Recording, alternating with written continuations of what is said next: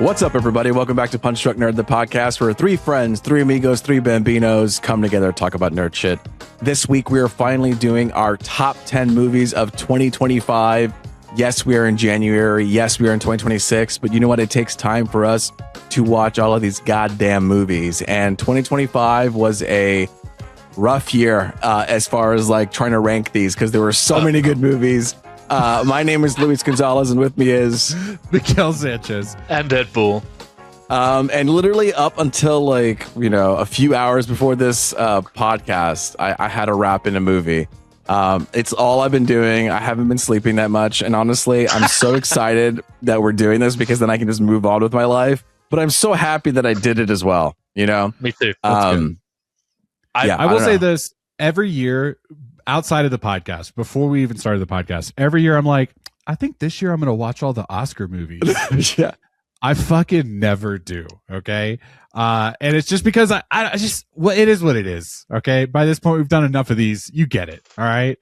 We all know who Miguel is, but Miguel came prepared today. I did. And all because Ed has started bless him. Okay. He has started keeping a list of movies that I see all year long that I don't even think to do. And then at the end of the year, he's like, you saw these movies. And I'm like, fuck, I did see these movies. So I was able to make a top 10 pretty easy this year based on my paltry little list. So, I mean, not paltry. You're doing yourself a disservice. I believe you had at least 29. You guys remember? It was 30, I think. But you guys remember that 1 year where I had my top 8 movies? Yes, I do remember that. Didn't you put Interstellar as like one of your movie picks? That was last year. That was last year. But you know what? I don't give a fuck. All right. I know you don't. I had a great time. We know. And you know what? Speaking of, and before we get into it, I've created a little bingo game for tonight because we have so many isms. We have so many things that we do that make me roll my eyes every year. But Miguel just kicked it off with, I don't give a fuck. That's a bingo. Which is a staple to one of our rankings. We already hit a bingo. Okay. We already hit a bingo. And I'm going to be reading these off every time we hit one throughout the night. So take a shot if you're listening every time we hit a bingo. I'm doing January, so I can't do it, but I'll play it back and I'll do it. Yeah. It should be like dry December, like start with a D, right? December? No. Are you kidding me? That's the time to drink. January. That's the only January. You got to get through the holidays with all these families? Get out of here. I love we had a very visceral reaction to that, Ed. We were like, All right, so Miguel doesn't give a fuck. Me and Luis give too much of a fucks. Yeah. I've literally been sweating. I've been at night on my bed looking up at the sky and being like, is this right? Is this right? Just like going how I over. approached it today just to like vibes, try to break it up. Vibes? What? No, but there goes another bingo. Cheers. I accumulated my top 15 and watched all of the trailers. Oh. And so I thought you were like, I did not work at all today. Okay, I watched all of them. No, but one movie I did squeeze in today, and one movie last night that may or may not have made my top 10. That's so good for you guys. I love that. I love it. I love it because it's like you guys you're so. Even you guys were like, Miguel, you have to see at least this movie before the end of the year. Who even knows if that made my top 10? Like, you guys forced, you know what I mean? Like, who knows? Who knows? That's going to be, it's actually going to be really funny once we start going into this list. Because whatever. So, I was going to say something, but fuck it. Should we just like get going into our top 10, or is there something else you want us to do, Ed, as far as like preamble? Well, I think we usually do the runners up first and then we get into the 10? Let's do the runners up, baby. Yeah. Because the runners up, then you cancel out some stuff. I started to do my top 10, I think in December or whatever. Yeah. And I realized like, we're already full. And I still have like 10 more movies I needed to see.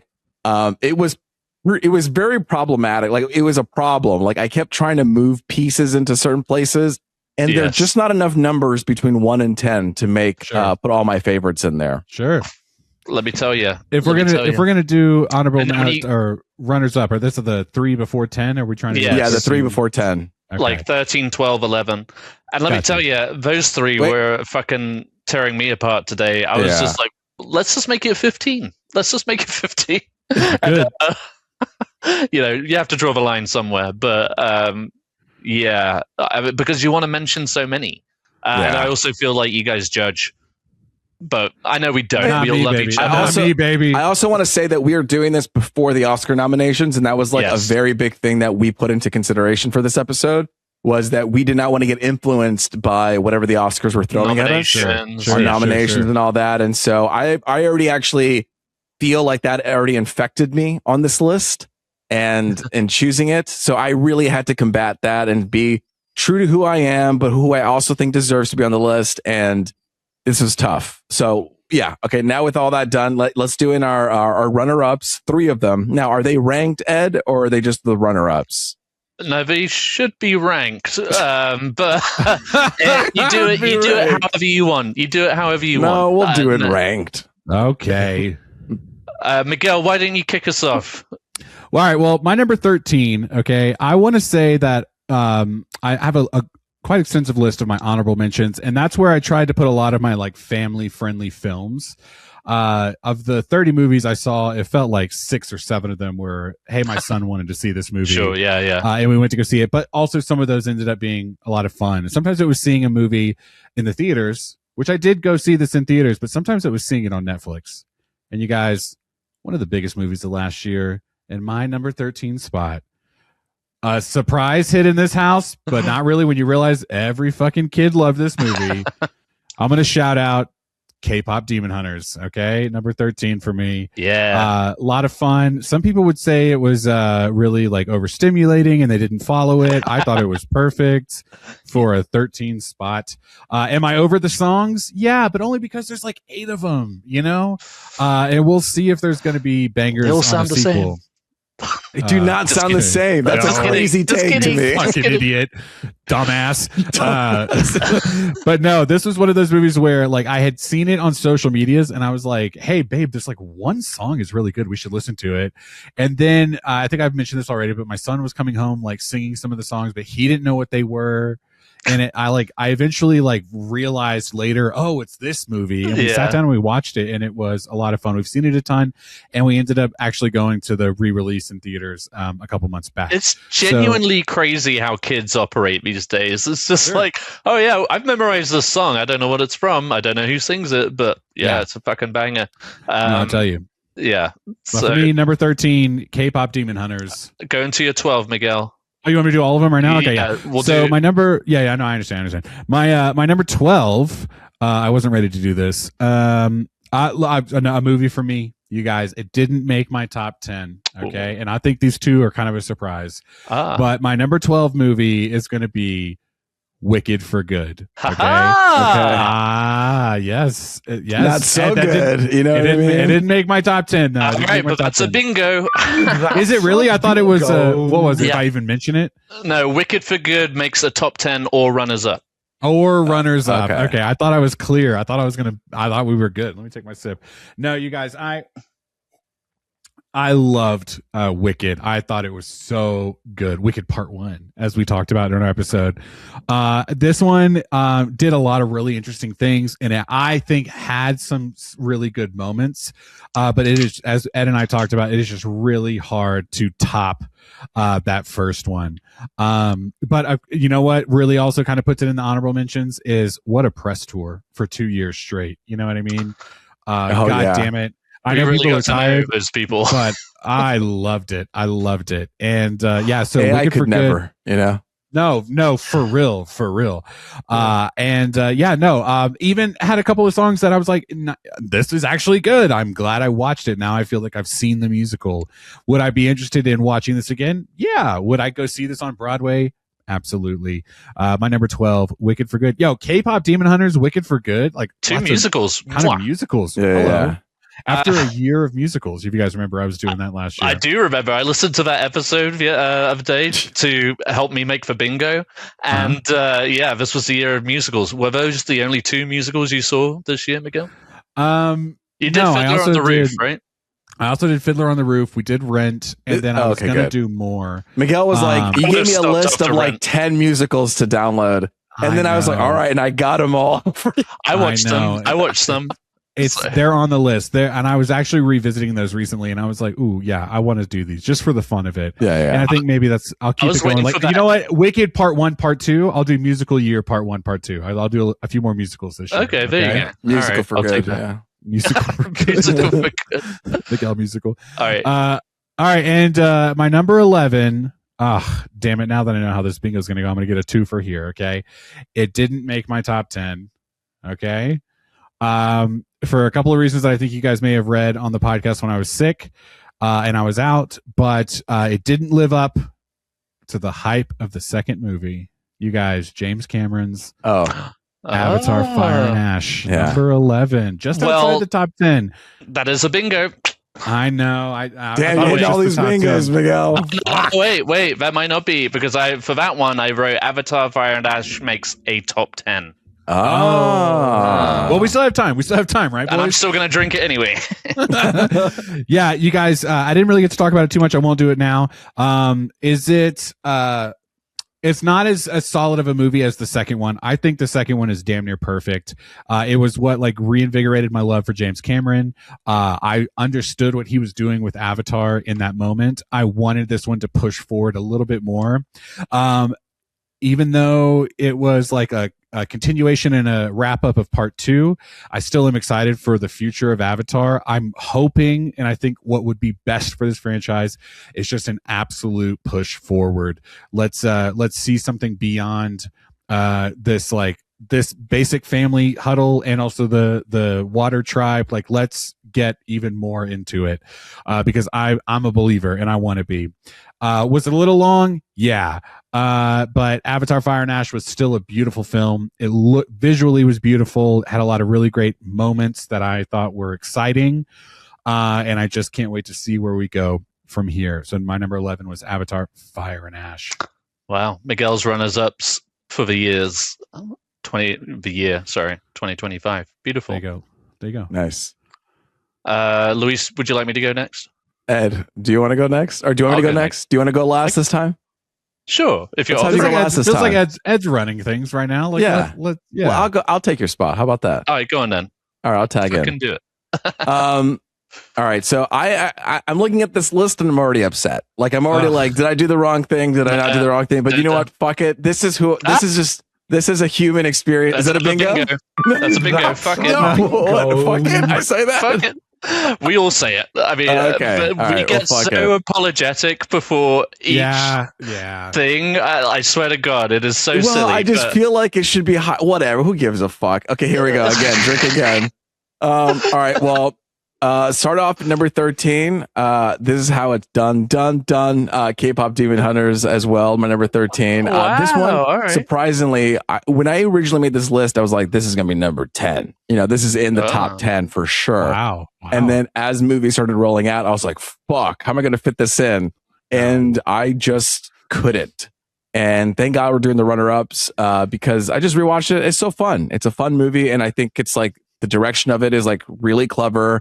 And as I explain it, I feel like it should be higher. It's just visually fun. The music is great. It has a great story too, even outside of this. The whole EJ, the singer of Rumi, you know, like she was denied as a singer when she was younger because she had a deep voice. And then she was able to use that deep voice to really create like a number 1 hit Billboard song to even beat out Taylor Swift. And just to hear that song with this story and the way that they did their creative choices and the way they blended different genres and of comedy, I loved it. So K-pop Demon Hunters is 13. Not good for 10, but I loved it.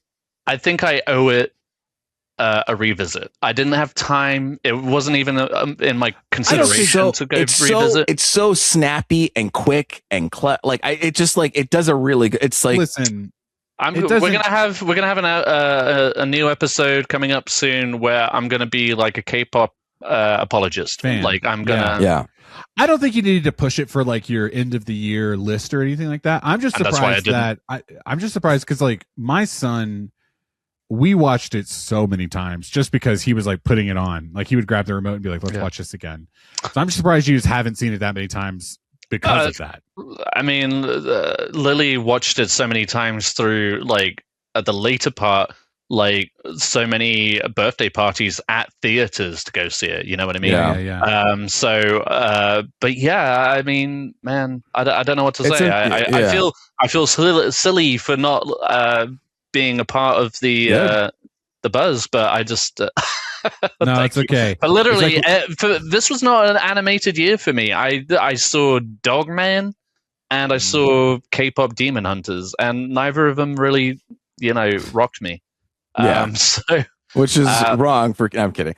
No, I agree. Okay. I mean, there's probably something wrong with that. But I just think it's very clean and snappy and like very intentional, about all of its choices. And anyway, okay. So my number 12, this movie was also going to be, all these runner-ups were like, it's in the top 10. And at some point, all three of these movies were in the top 10.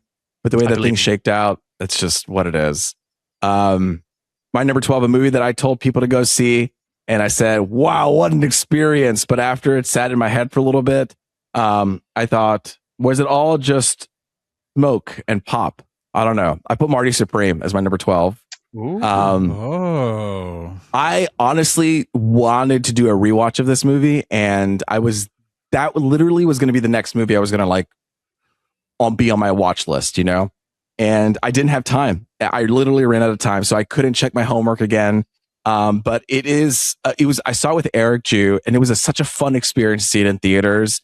It was so surprising, and I love the Odyssey-like storytelling of like going from one moment to the next and how he kept pushing and pushing and pushing. But he is a scumbag, and at the end, does he have a lot of change? I don't know. I think it ends on the promise of change. There's a promise of change that happens at the end, and I think it's a fun ride. But did it have any? I just needed to see it again, I guess. I thought this was going to be my top 10. Such a fun time. But here we are. You brought it up, but can I say I grappled equally with that. It was one of those movies where I was just like, yeah, I do want to see it again. And it was also just like, am I just putting it here because people expect to see Marty Supreme in my top 10? I don't know. But I thought it was like, why 100% pacing wise, like experience, like it was, and the first time I've liked Timothée Chalamet in something, and it's because he plays a scumbag, and he is what do you mean? Wait, it's true. He plays a scumbag. He hated Wonka. I know we keep referring to that, but there's so many other roles. Come on, Wonka 2, Wonka 3. Damn it. Can I say something real quick? I'm just going to be real mad, and I'm going to be honest. I'm going to be real mad if neither one of you put Marty Supreme in your top 10, and you both demanded that I went and saw that. It was an experience to be had. Dude, it is a great movie. I'm telling you, I don't give a fuck. Think about it. We watched nearly 20 more movies than you did. We had more to squeeze in, baby. We have more to squeeze in. But why was then, if this one wasn't top 10, why was it so important I went and saw this one? Why were you like, you have to go see Hamnet? Well, because that would have been a harder sell. That would have been a hard sell for you, and something. I think any Oscar movie at the end of the year is a hard sell for me. It's a hard sell. I think this is like a fun Oscar film. You know what I mean? Because it's, I don't know. I mean, I guess I'll hear your thoughts later on, but I just think it's a funner. We'll see. Oscar film. Well, I guess we'll fucking see. He just crossed it out. We'll see. Last minute adjustment. Sorry, Luis, we're doing too much talking over you. Hey, no, we're and then my number 11. That actually, it's a movie that no one's talked about, and I was listening to another podcast because we're in the runners up. I know, but there was a movie that another podcast mentioned, and I was like, oh, that's interesting. I want to check it out, and it's called Left-Handed Girl. It's on Netflix. And it's about a single mother and her two daughters arrive in Taipei to open a small restaurant in the heart of a night market in the Taiwanese capital. Each of them must find a way to adapt. And this was all filmed. Sean Baker, obviously the guy who did Nora, he didn't direct it, but he partnered up and produced it with his friend, I think. And he also edited it. And I think he helped write it as well. Tangerine had a very like iPhone, it was filmed on an iPhone. That kind of style. So they took that and they brought it to Taiwan, and it's kind of the story behind the eyes of a little girl. Of course, we follow different characters as well, and she's left-handed, and what that means in the Taipei culture, I suppose. So, like her grandfather was like, "Oh, that's Satan's hand. You can't use that," and so she's trying to grapple with that. Her older sister is trying to find way, and so it's just like kind of a family drama where they're trying to make their. And I just think there was a lot of like honest performances and really cool, like camera placements because they're filming it on a phone, and so you get the camera in places that you wouldn't typically get. And it felt really like punk rock in the way that you kind of experienced it. So great performances, honest. And I like experiencing cultures that I'm not like used to and just understanding like, whoa, look at these perspectives that like I've never would have, experienced. So I got to be honest, I've never heard of this film. I didn't hear about it until someone said it on a podcast and they were like, I want to shout this out so people could watch it. And I was like, yeah, well, that was pretty effective because they got me to watch it. It's on Netflix. It's like a Netflix film. Yeah. All right. Great. Good shout. All right. That's what I'm here for. All right. So I'll quickly dive into mine. All right. My number 13 is literally the most about that Marty Supreme. I'm more so just like, okay, you're over here fucking talking about some Netflix movie. You guys were like, yeah, I had to go see Marty Supreme. It was in my top 10. Miguel, which I had a good time. I had a good Miguel, time. Are you glad you saw it? I'll tell you more about it later. So he wasn't glad. He didn't like. I also think. Yeah, he hates it. I also think it's like. Have you seen Uncut Gems? It's like, babe. Tonight's not the night that I'm going to talk about Marty Supreme. Okay? I want to talk about Marty Supreme, but I need you to calm down. Okay? What do you mean calm? I'm being calm. I watched Marty Supreme when it started. Like I don't know, halfway or. You said when you saw the sperm, you're like, I'm out of this. No, I was just like, oh, okay, this is a Safdie movie. And I was like, this is a very like Safdie vibe. Like, it's like, oh yeah. And this is very Uncut Gems because I'm feeling very unsettled by a lot of what's going on, but I'm having a good time. But no, I'm not here to talk about Marty Supreme. I just want to mention also, Ed was like, we saw 20 more movies than you. I saw 30 movies this year. That's insane. Okay. Shout out to AMC A-List. Shout out to Regal, whatever, Run Limited. Okay. That's whatever they call that. That's a bingo. Someone mentions that AMC A-List or Regal Unlimited. I'm actually digging this. I am having fun. I am having fun doing that. That's a lot of fun. Okay. It's like, I mean, 50 movies. I mean, like, ask the average person, I know. Hey, how many movies did you see this year? 30 is a lot. That is a lot, Miguel. I'm damn proud of you. And I want to clarify, we like all 50 of those movies were not all in theater. Like there were those Netflix movies that I did have to watch and from home and etc. Well, ones that I missed the theatrical window. All right, let me get my runners up out of the way for you guys. This is literally fresh off the press. Luis dared me to squeeze in 2 more movies in the last 24 hours. And I did just that. This one I watched today and I wish 100%. I wish I'd seen it in theaters. It is coming to theaters in Houston in a couple of weeks, so I might go see it again. But it rattled me so I had to just include it because it just was so unexpected. I knew nothing going into it, but I came out of it just like shook to my core, and it was just an accident. Yeah, dude. We need to have a top 15 this year. You're totally right. Like top 10 is like an injustice. That's the movie name? Yeah, it was just an accident. I was like, what? What is it? So yeah, this is the kind of like one of the international front runners from Iran. But it was, I literally watched it today. I kept putting it off because I want to, when it comes to especially foreign films, I want to watch it at home so I can give it my undivided attention. You'll watch it on a bigger screen. The bigger the screen, the easier it is to follow visually, as well as like keeping up with the subtitles and stuff. But man, I'll just say it was surprising. It was occasionally funny, occasionally troubling. And then the last 15 minutes really just are pretty haunting, and the way that it ends was just it just rattled me, and it just is so well done. It's so well acted. I haven't seen any of this director's other films, but it definitely just intrigued me to see more. But I want to see it again, and I wanted to. This wasn't just like a shout out. This was just like genuinely a really good film, and I hope it gets the much deserved recognition. So it was just an accident. Coming in at number 12, this is a Netflix film, another one that I desperately wish I'd seen in theaters, because genuinely, and I'm gonna give myself my own bingo here, but it is like genuinely one of the most beautiful films of the year.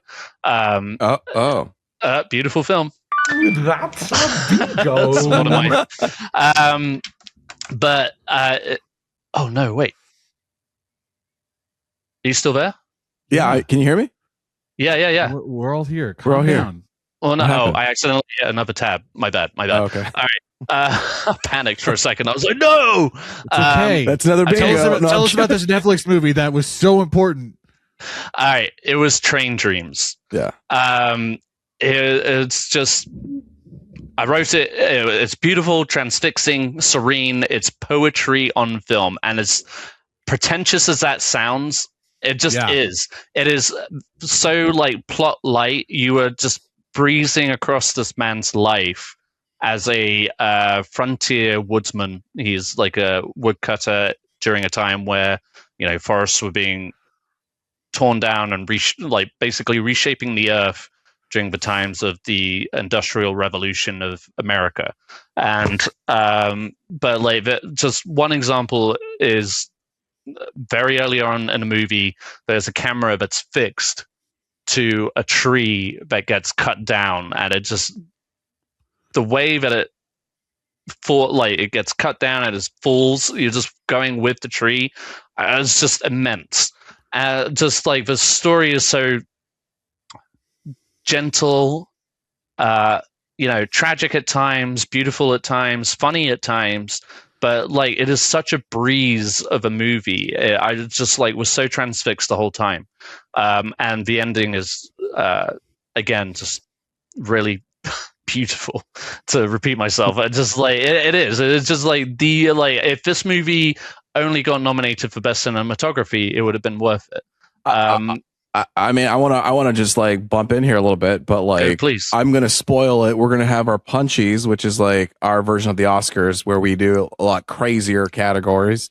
But and then we do some basic ass ones like cinematography.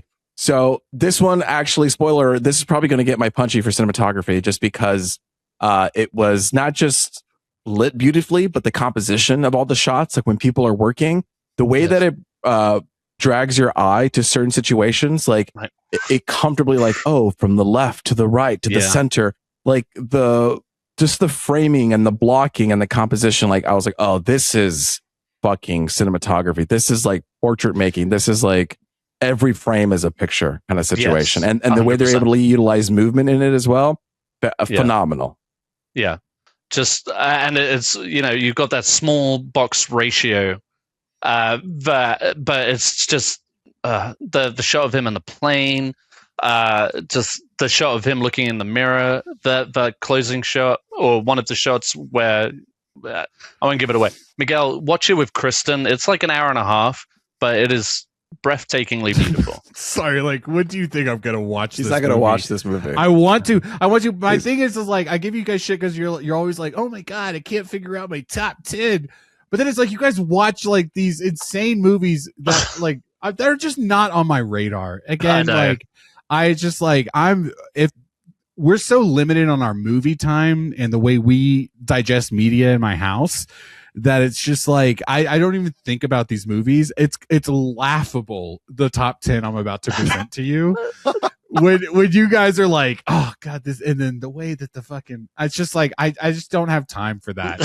And I mean that in not in a disrespectful way. I'm just I get it. Like logistically, like I'm just like, man, I wish I made the time to do this, because you guys are talking about these movies in such a way that I'm like, you are making it interesting. I do want to see it. But see, I'm just it is a lifestyle. It's a lifestyle. You know what I mean? Like when you go to because it's like I went to New York. I was in New York, right? So I was flying, and literally I sat down, immediately whipped up my iPad and pressed play, and I just didn't move out of my seat, and I watched like 3 movies back to back to back, and I was like, I'm getting through this. I told Sarah, like in the last couple of days leading up to this, I was like, I have at least one movie to watch every night, and you can join me or don't. She did. She watched Train. This was like a couple of weeks ago. She did watch Train Dreams with me, and she was sobbing the whole way through. But I mean, it is a gorgeous film. Can I ask? I have a question. I'm sorry. First off, have you gotten to your 11 spot yet, or are we just talking? We're just talking. I have not yet. Should I get it out real quick? No, I don't want to. I'm sorry. I don't want to do bits while we're doing our runners. No. We're fine. Go ahead. No, I'm just like you're we're talking gonna about go over the movie. I know it's over for sure. You were talking about the movie that. Is that a bingo? Miguel comments on how long the episode is running. That's a bingo. That's a barely. I got goaded into that one. I feel like what we do. No, you were talking about like I have to watch this foreign movie at home, so I don't have distractions, and I want to watch it on the bigger screen. It's like, baby, everything you're describing is a movie theater experience. Like you have children at home. Like sometimes you put movies on while you're out and about at work or whatever. And I'm like, surely that would have been the movie to go see like in a theater. It's like some sort of foreign movie where you can like really lock in. Right. I just missed the window, and some of those movies, they're just not in theaters long enough for me to like figure it out. That's the thing.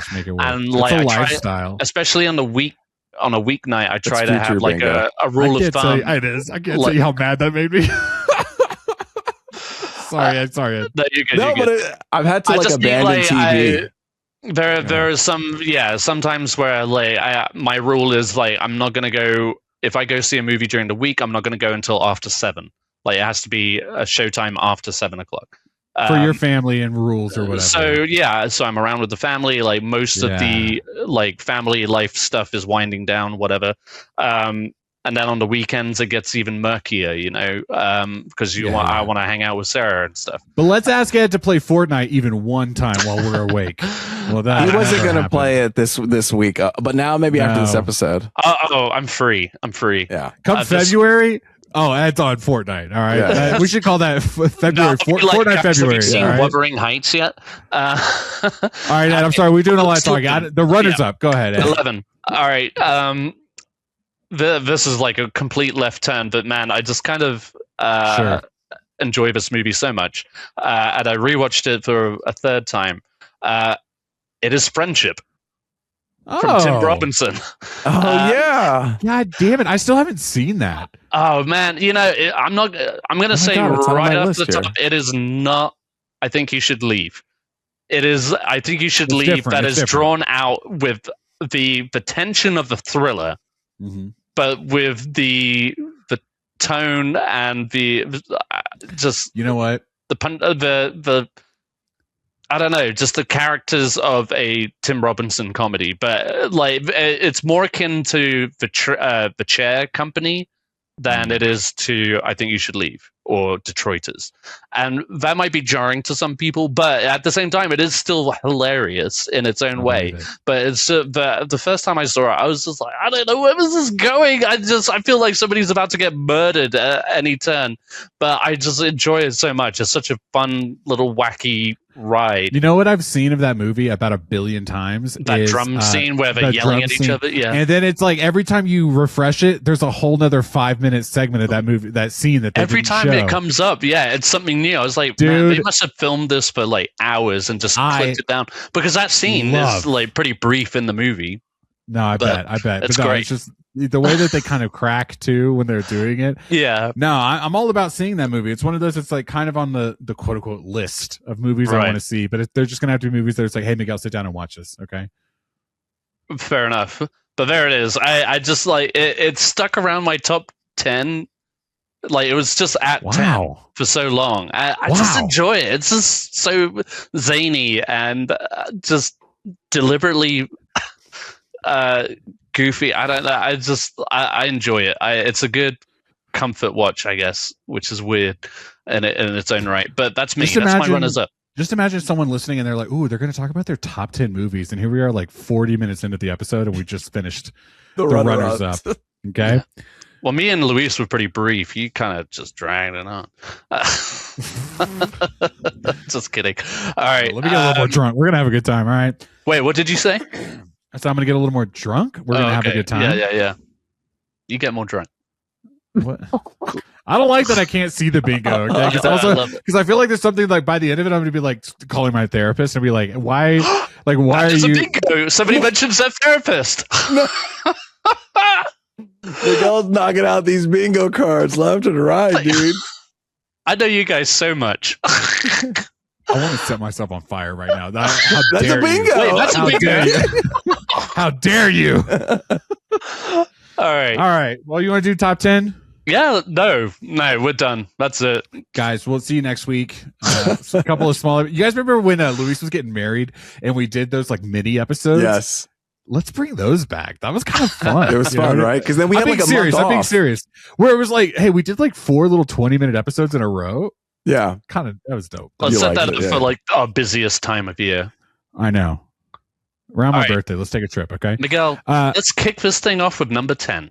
Guys, all right. I put this on the list because I did enjoy it. And I do think I'm a little biased because I know it's like, well, duh, of course. Yeah. No, I'm a little biased because actually the sequel was so good and it just like made me appreciate this one that much more.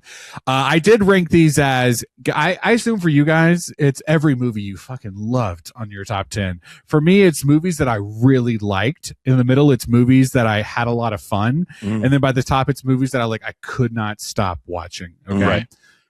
So for me, I liked this one. It was a lot of fun. It was good.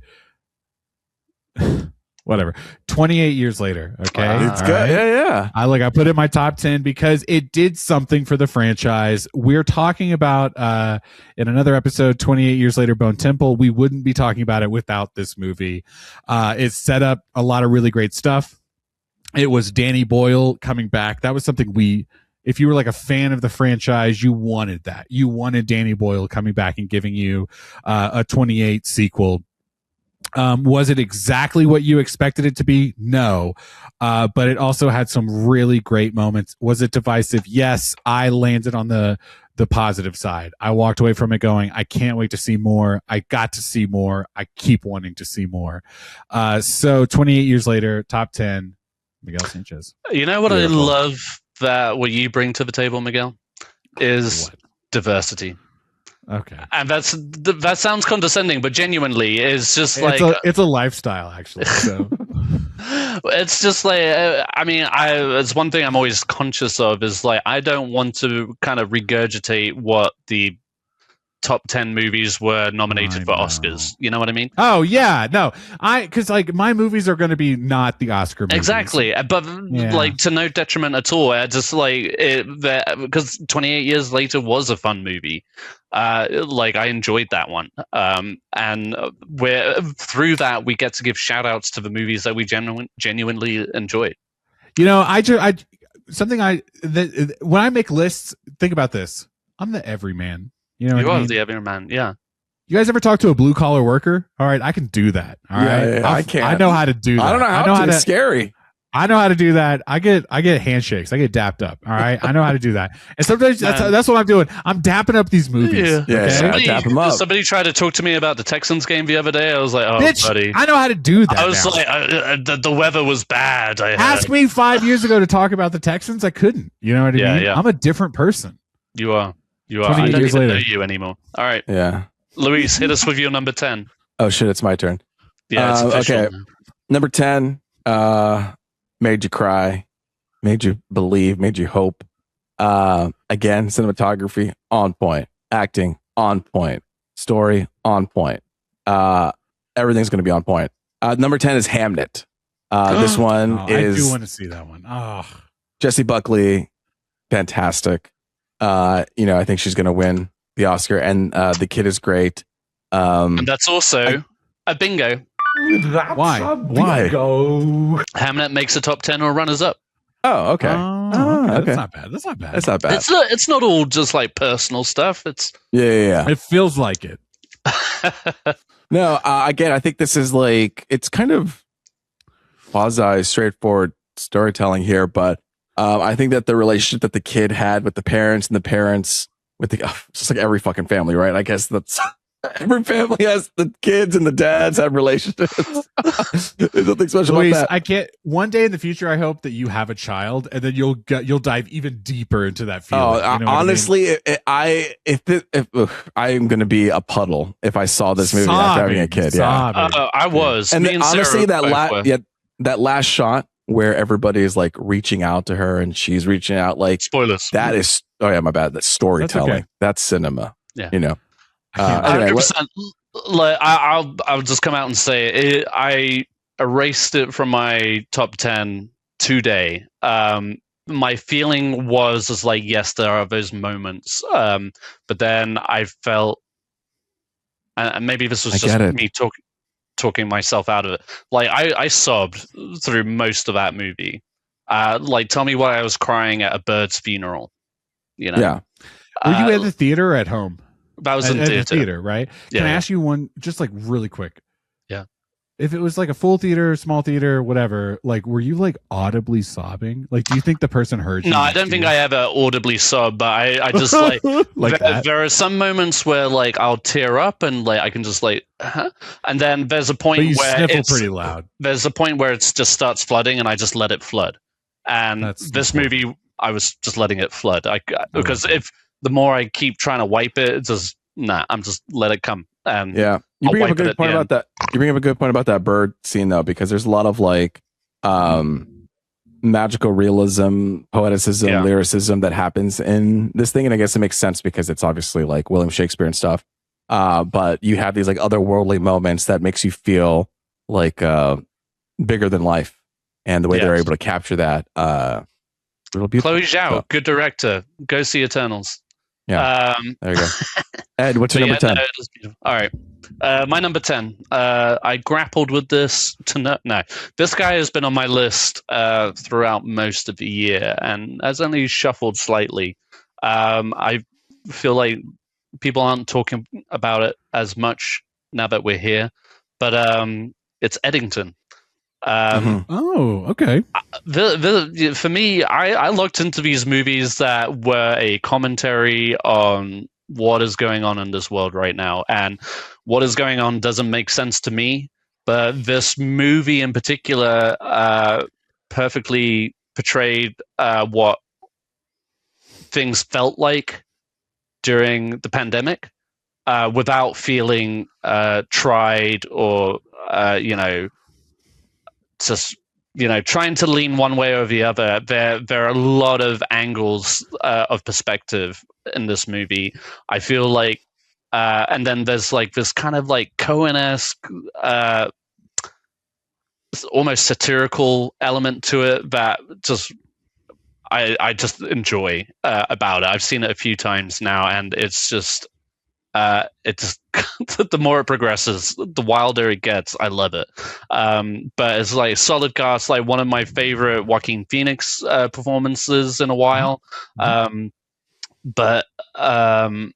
Pedro Pascal also, and Ari Aster, who like kind of I don't know. I still respect him as a director, but like Beau is Afraid was a very like I don't know how this is going to be, and so I was apprehensive going into this film, but I thoroughly enjoyed it, if you can say that about it, because it is just one of those, like, it could definitely be triggering for people, it can be divisive, certainly, but I just thought it was a thoroughly astute depiction of the things going on then and what continue to go on now.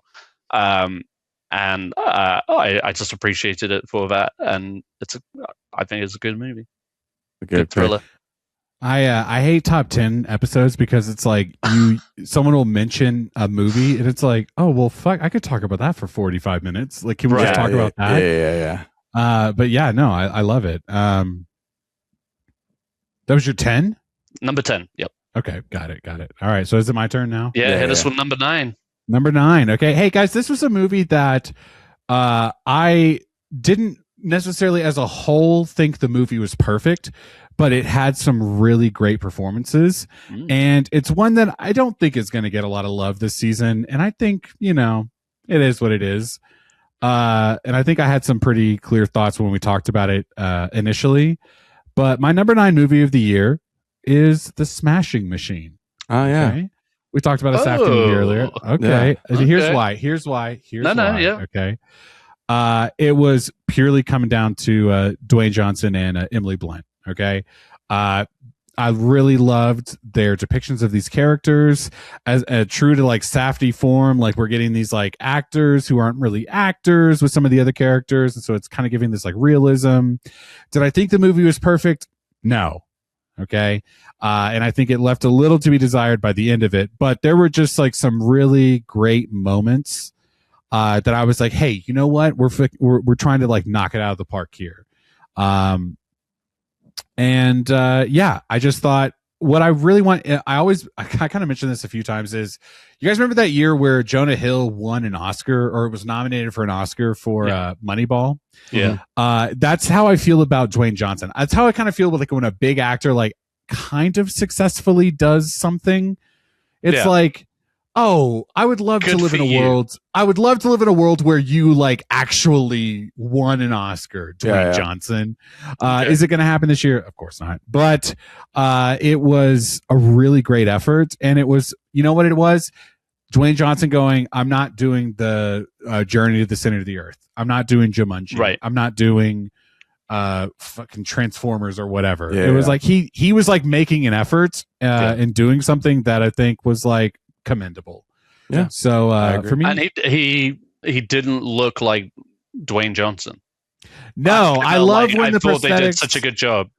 When the prosthetics make you look like the character or different than you, but it doesn't it's not jarring. You know what I mean? Yes, the entire time, exactly. It's not you're not like, distracting. that's a fake nose. You know what I mean? And Emily Blunt is so effortlessly good in that. God. She almost outshines everything about it, to be honest. I think I said this, but she could have, I think she could just like walk on and do that role. You know what I mean? 100%, I think 100%. Like, she's so good.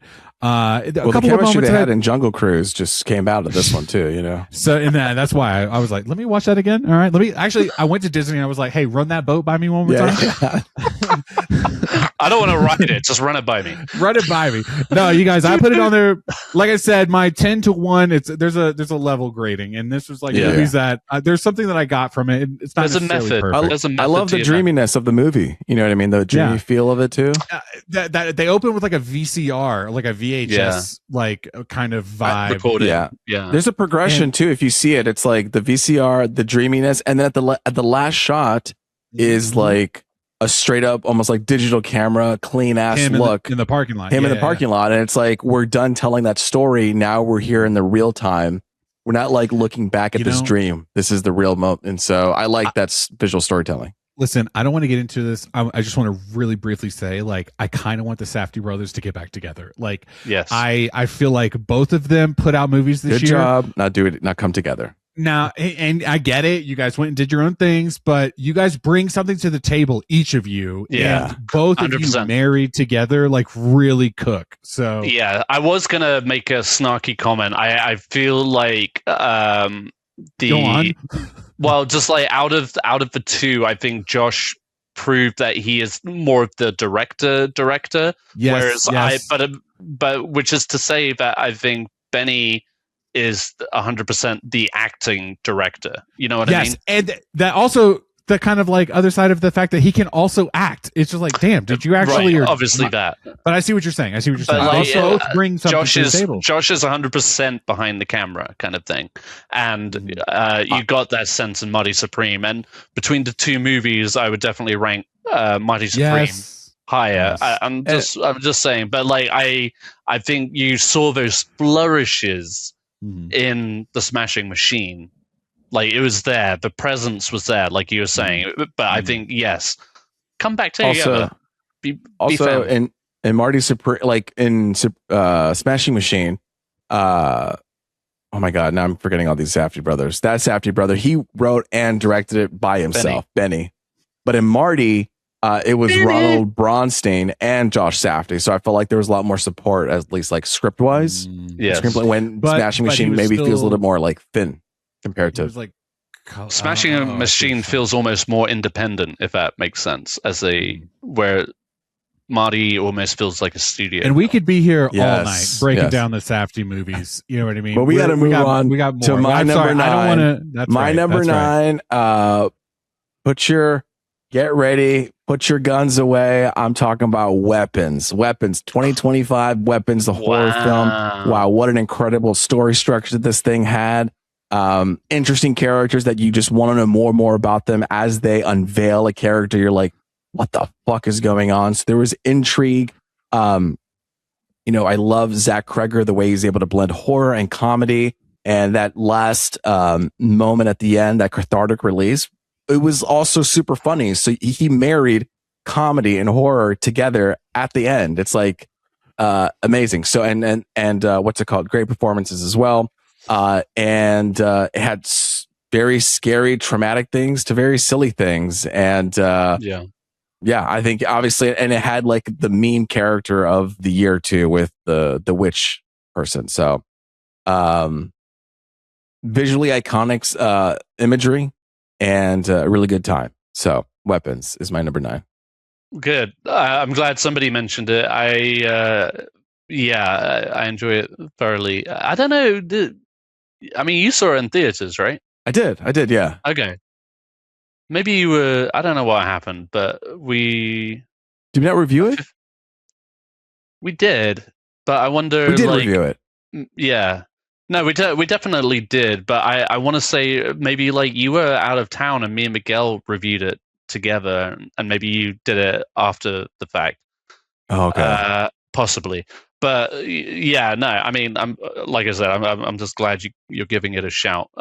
Much deserved. Man, it was so cleanly done and very fun, and like I said, the visuals are tight. Tight. All right.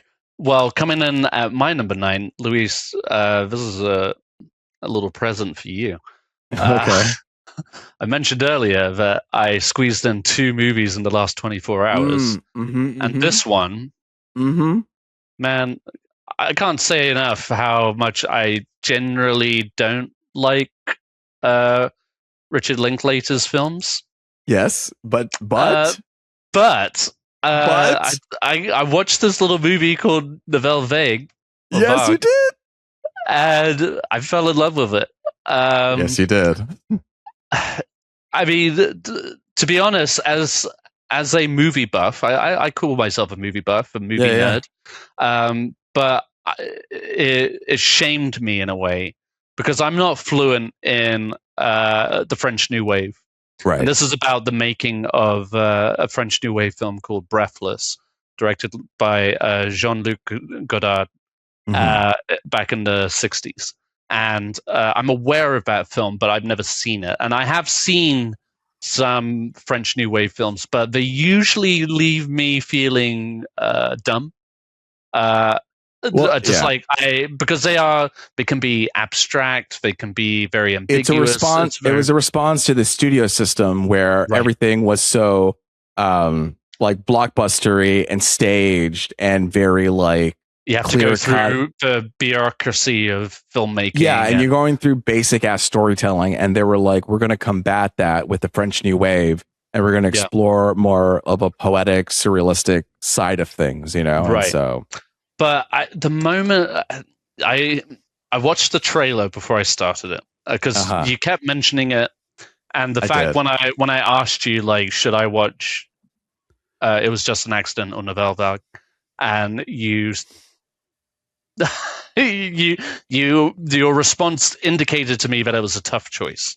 Yes, I was just like, okay, I think Luis really likes this film, so I think had I seen this in theaters, or I think it may have been higher, and I would love to see it in theaters because the visual of it all is so breathtaking. It feels like a step back in time, and just it feels like the era.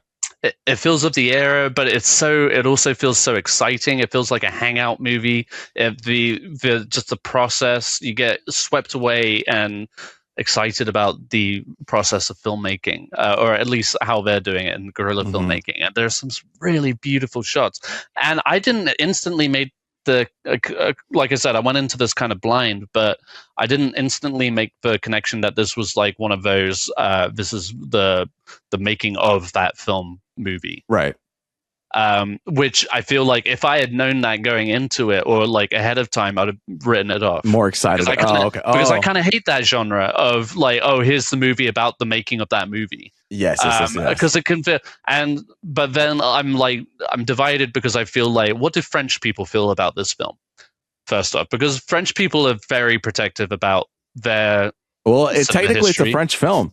Like it is. No, it is. Yeah. I know, but from an American director, and it's about a French film.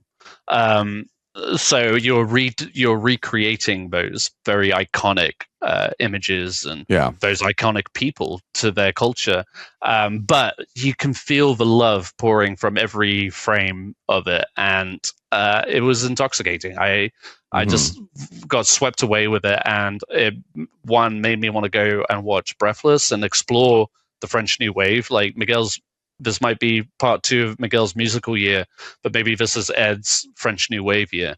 I'm with you, dude. Let's hold hands. Yeah, let's do it. But yeah, I was shocked, and maybe this is the year of the Richard Linklater. Maybe I need to watch more films of his. Maybe not. No, I know you. No, you're not about to be like, actually. But I did really want to see Blue Moon. Miguel, you wanted to see that one too. I did. But Miguel, what he's saying is he has a Richard Linklater movie in his top 10. Yeah, man, and that fucks me up because I never in the year 2026 I never would have guessed. I know. I just talks a lot of shit. I was scared because you asked me which 2 movies you should say it, and I didn't say anything. I was like, I don't know, man. I don't know. It was just happenstance that I watched it last night, Luis, because shortly after I texted you about that, I tried to put on. It was just an accident, and then sure enough, Plex was fucking up on me. So it's just like no, that's not a podcast topic. It's not a complaint. It's not a complaint. No. It makes me. I want it to be working. No. You know what I mean? That upsets me too. So I was just like, it's on Netflix. I can just throw it on Netflix, and that's fine.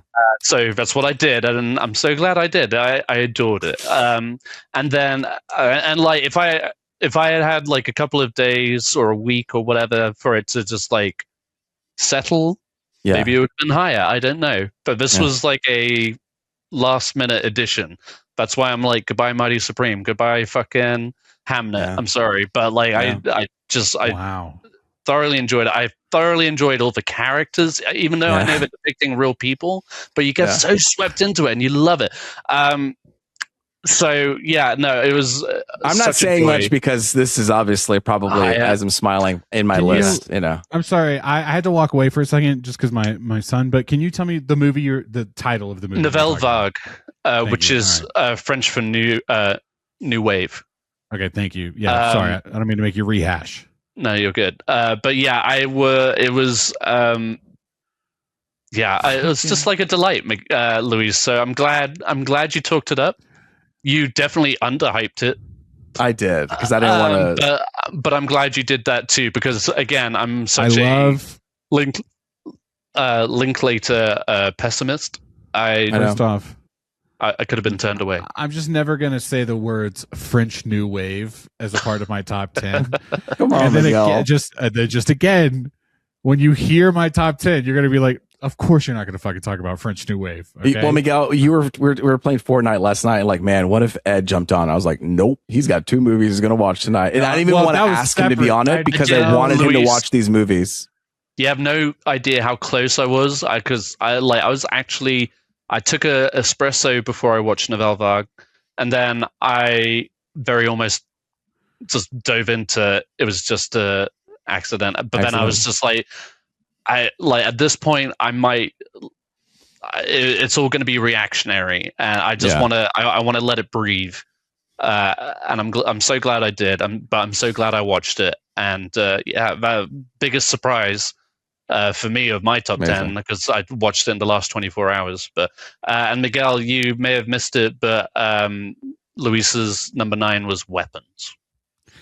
I did hear that, and I did move some things around after he said that. So, Okay. Wait, Oops. you made a last minute change?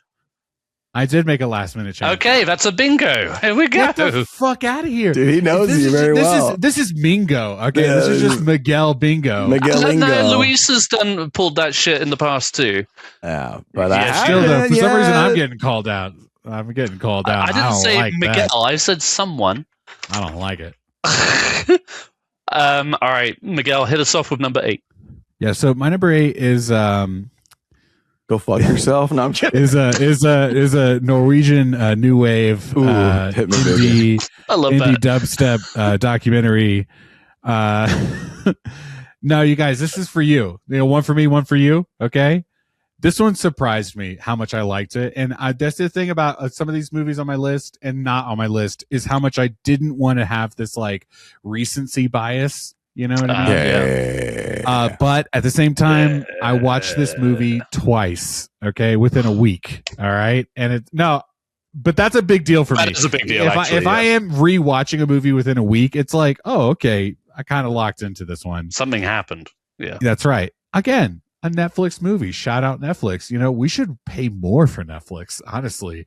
It's Ryan Johnson's Wake Up Dead Man. Oh, yeah. The Knives Out. I had a good time with this one. I have liked all of the Knives Out movies to higher or lesser degrees, but I've enjoyed them. But this one I really locked into. And here is why it made my list. Not only was it good, not only was it good in ensemble. Because Josh O'Connor was on dialogue, Yeah, I want to hear about that mousy fuck.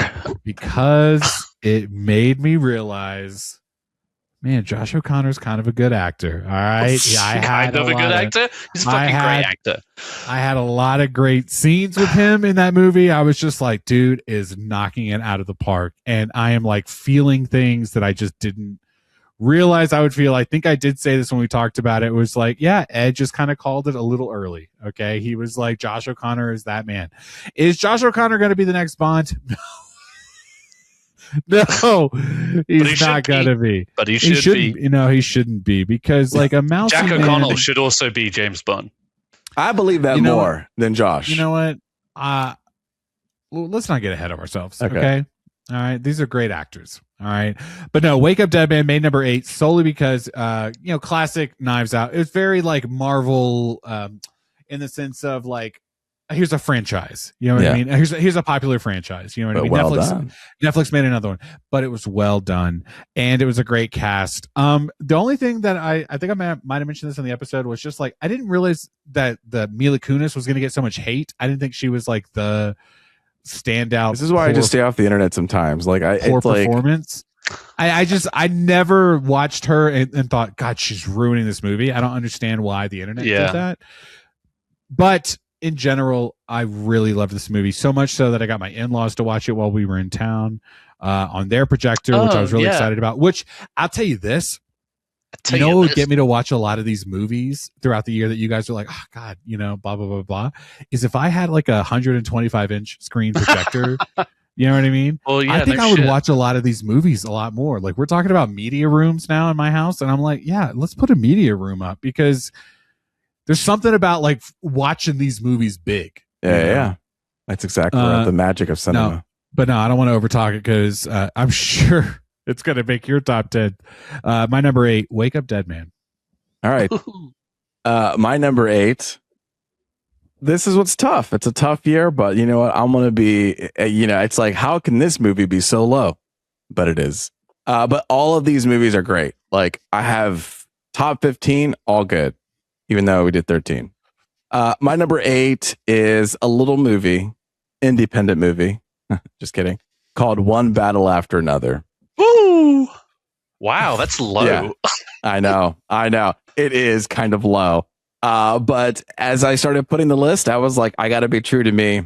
And I mean, what is there to say about? We've talked about One Battle After Another. The internet's talked about One Battle After Another. Let's move on. I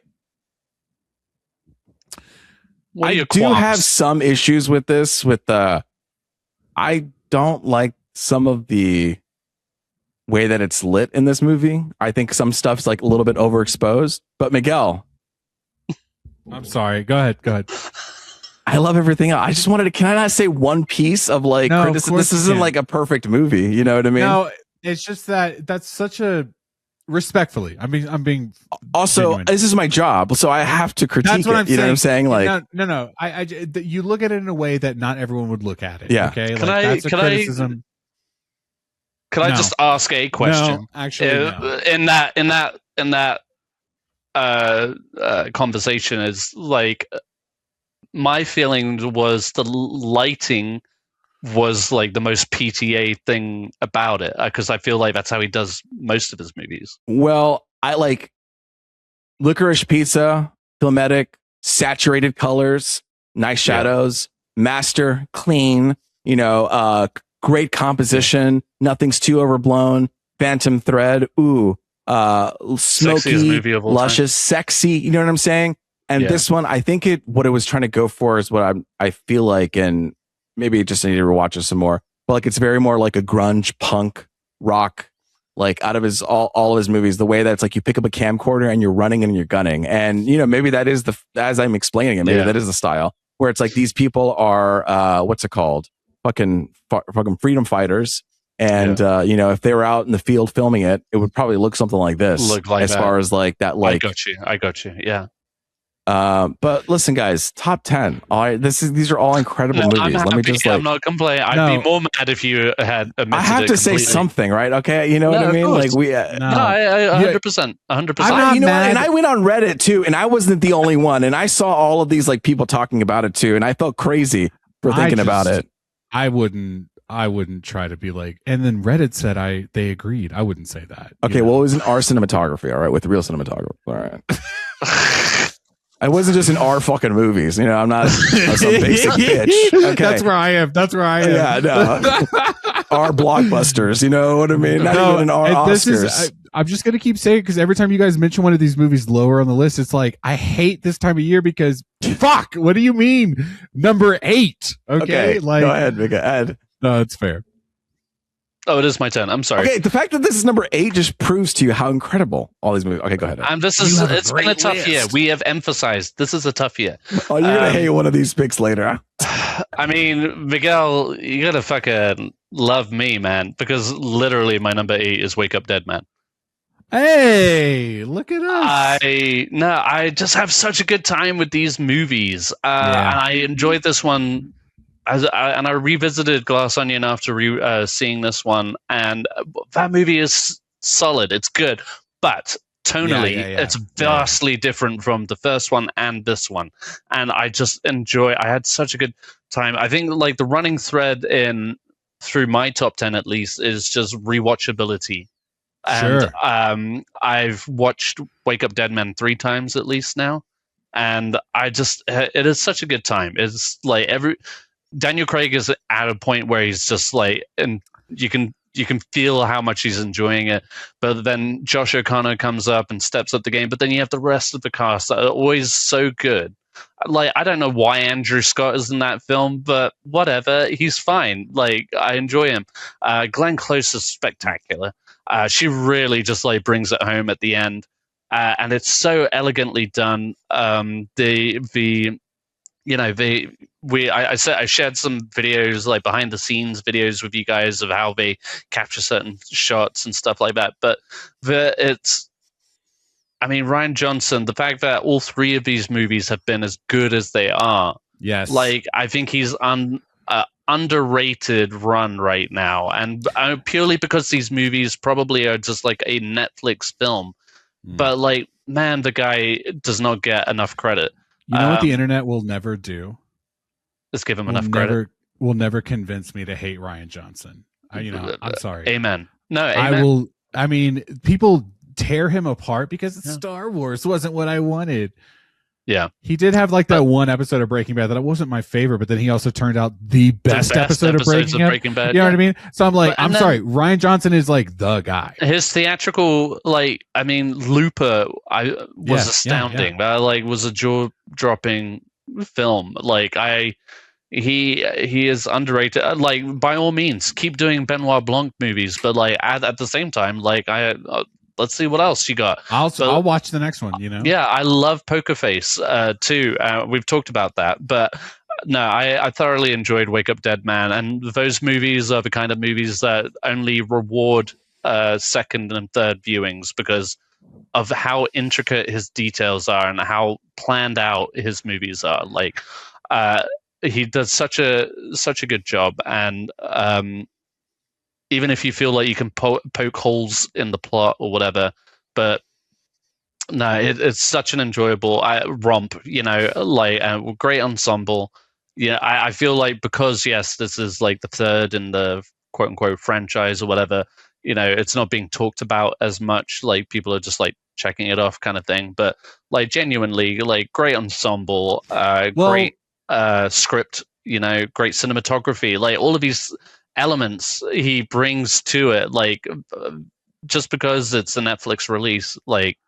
Yeah, this is still a great movie. Yeah. Can I give you a little piece of solace? And I think maybe Luis probably knows this too, but social media talked up this movie a lot. Like, I don't know where you're hearing. Yeah? You're saying they didn't talk about this one because it's like the third one. They're blah, blah, blah. I guess people like ate this movie up. Okay. From an awards perspective. But from like the people's perspective, like people talked about this movie a lot. Okay. I'm glad to hear that though.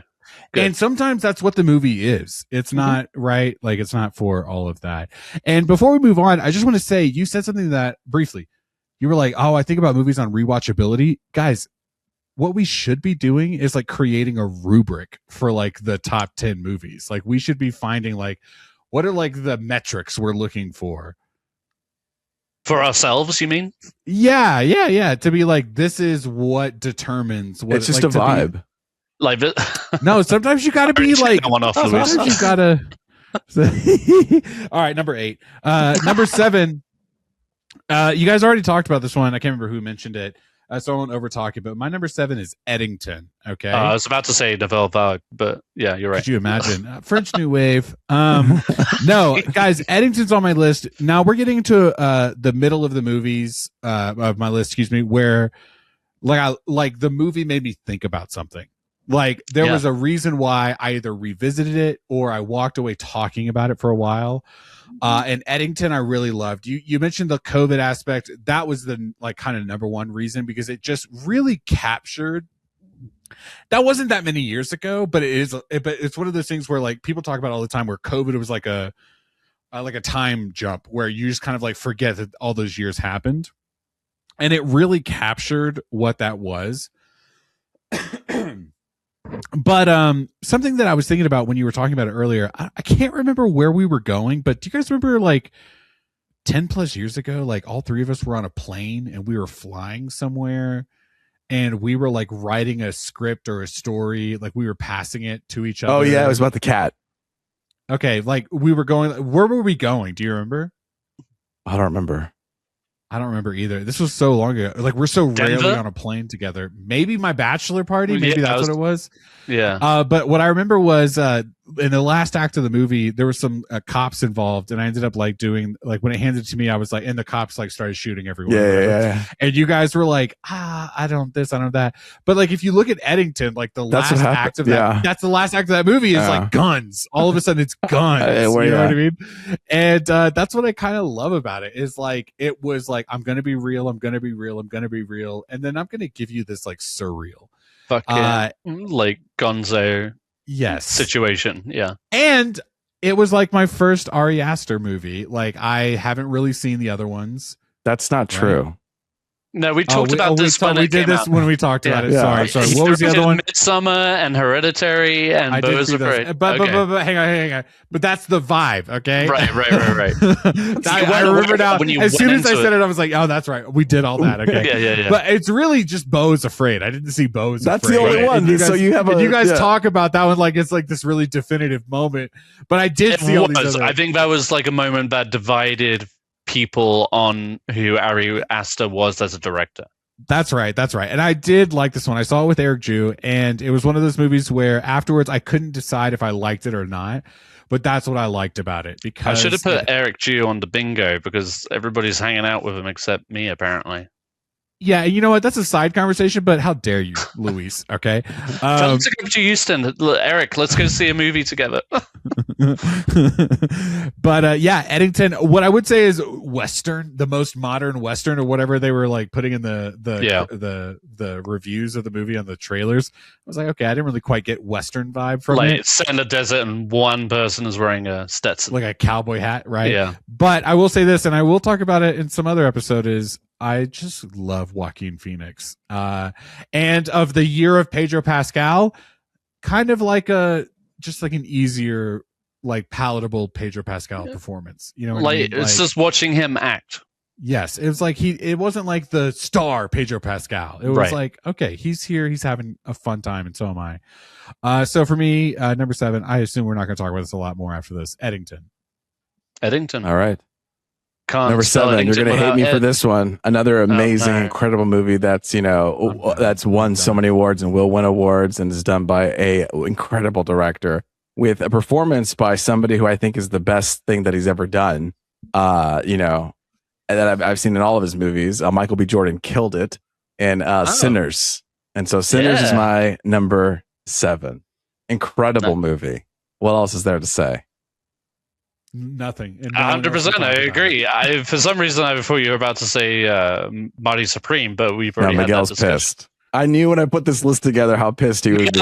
It doesn't matter. Don't make any changes. You're fine, baby. Shut up. I'm not making any changes. He's upset with how low. I'm not making any changes. Okay. Well, the thing is like, listen, I would have been pressured and being like, oh, you got to have those higher. And then I'm thinking like, no, I'm going to stick to my guns on this one and pick the ones that I want, Hey, I've been talking to people about this actually in my personal life, Luis. The other day you were like, Miguel told me that I don't have to, you know what I mean? You were like, I don't have to give a shit about whatever. I don't have to like make this thing this. And I agree 1,000%. Like if you in your heart and soul go, I want Sinners to be number 7 on my top 10 list. And it's not, I want it to be at 7. It's just, these other things. Oh, it just is. It is. The other things, like I had it higher, and the other things about it, like pushed it down. And I know. And I felt guilty. And I was like, oh no, I need to have it higher because the cinephiles want it to be at 2 and 3, and it's like, I'm not gonna be pushed by people. Like everybody's different, and I'm gonna live my life. I hate my top 5. I can't wait to talk about it. All right. Shut up. Shut up. No, Sinners. I mean, it's a solid 7. Okay. I mean, I'm not going to talk. We're going to talk more about it. These 2 movies, One Battle and Sinners, later. So why should I say anything? Yeah. To talk about movies that push it down, Sinners came out in what was it, like March or April? Yeah. April. I can't remember.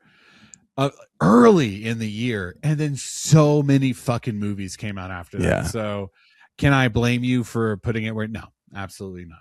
So I love you. Okay. All right, coming in hot with my number 7. Ugh. Twat. All right. This is a director I've loved for going on 10 years now. I love preambles. I love it. Every movie needs one, And he has been associated with a certain actor for the last, let's say, 6 years, 7 years.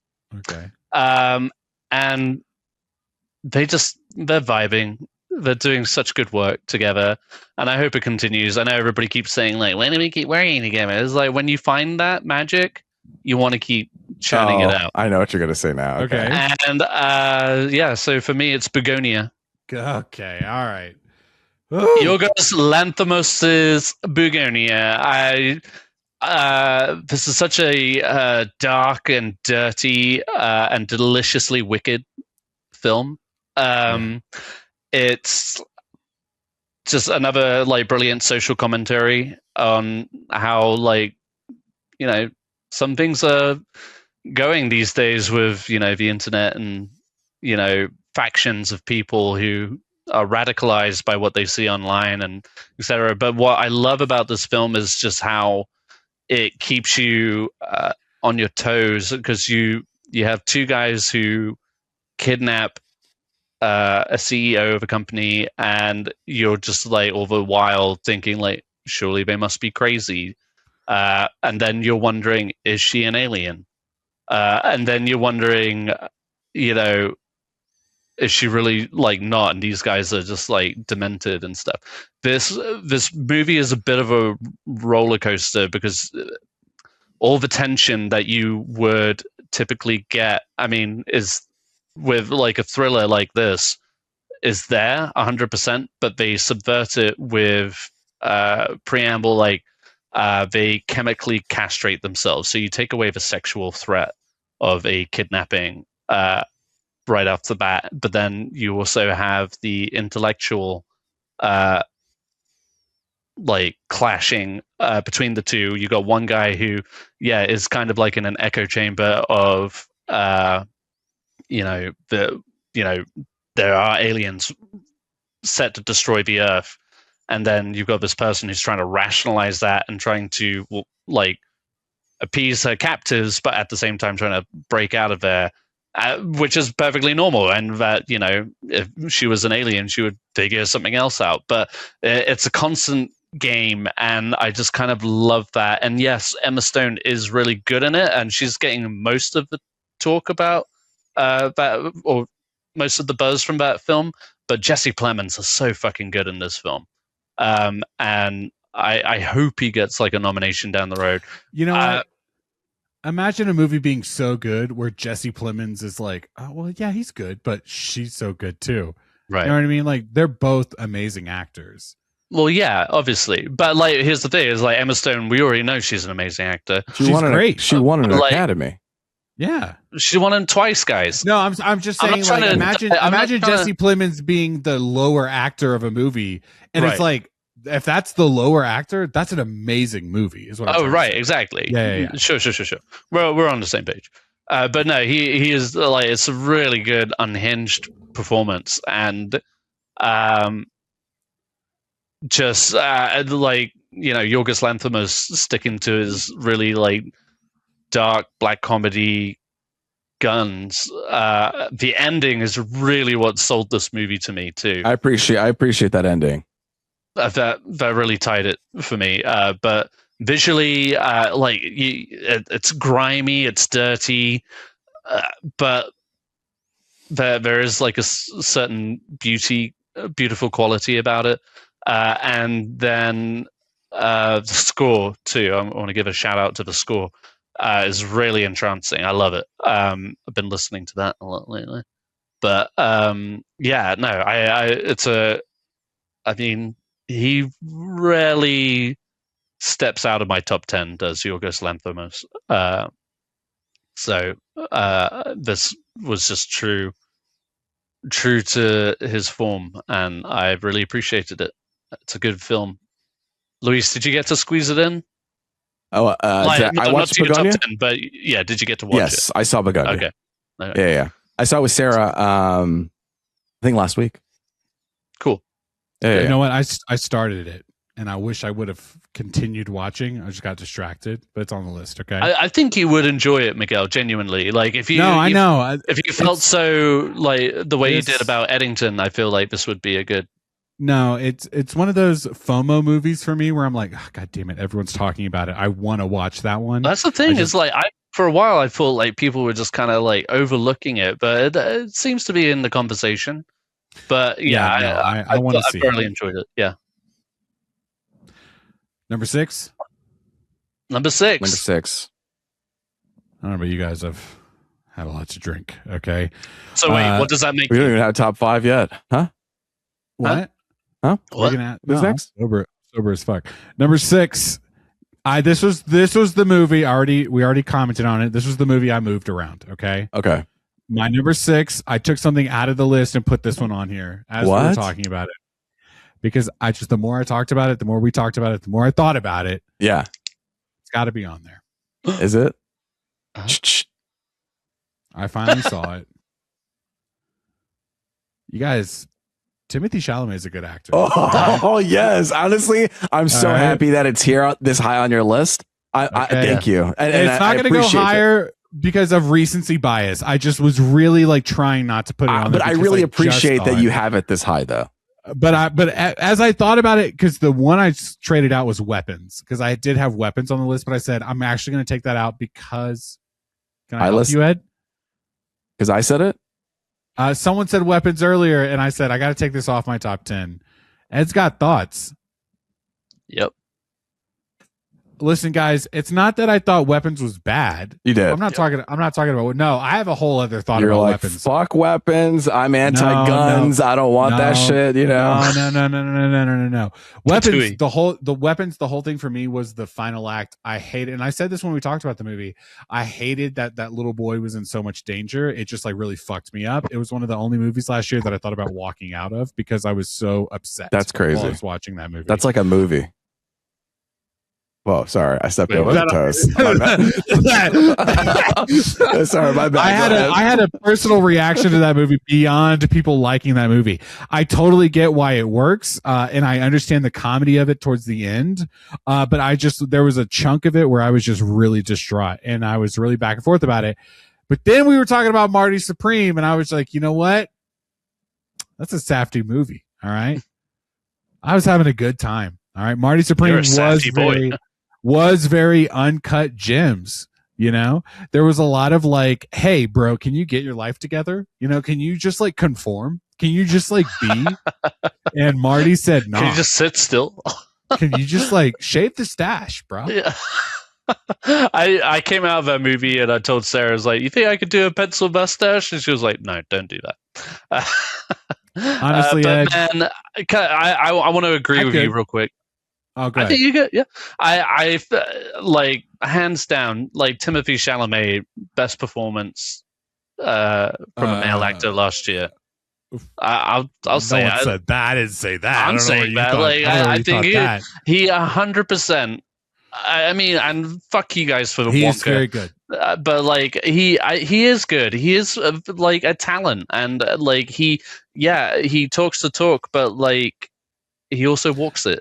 My thing is like this whole like I want to be great thing he keeps saying. Like, yeah, I get it. I support you. I love ambition.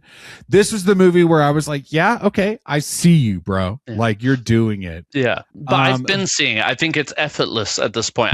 But he puts so much effort into it. Since Call Me by Your Name, he has been turning performance after performance. Little Women, he's excellent in Little Women. Movies a year, and 17 of them are Timothée Chalamet movies. Like we get it, bro. I'd be so lucky. I just don't like. I saw it before you did. I know. If I hear Wonka one more time, good God. No one's really talking about Wonka. Took a risk and did a kids movie. Good heavens above. No. Have you guys seen that? No, I'll talk about it later. But no, Marty Supreme was great. I did have a lot of fun. I did. Yeah. I was going to say this earlier. That was the twofer where I did Marty Supreme and then I went straight into 28 Years Later, Bone Temple.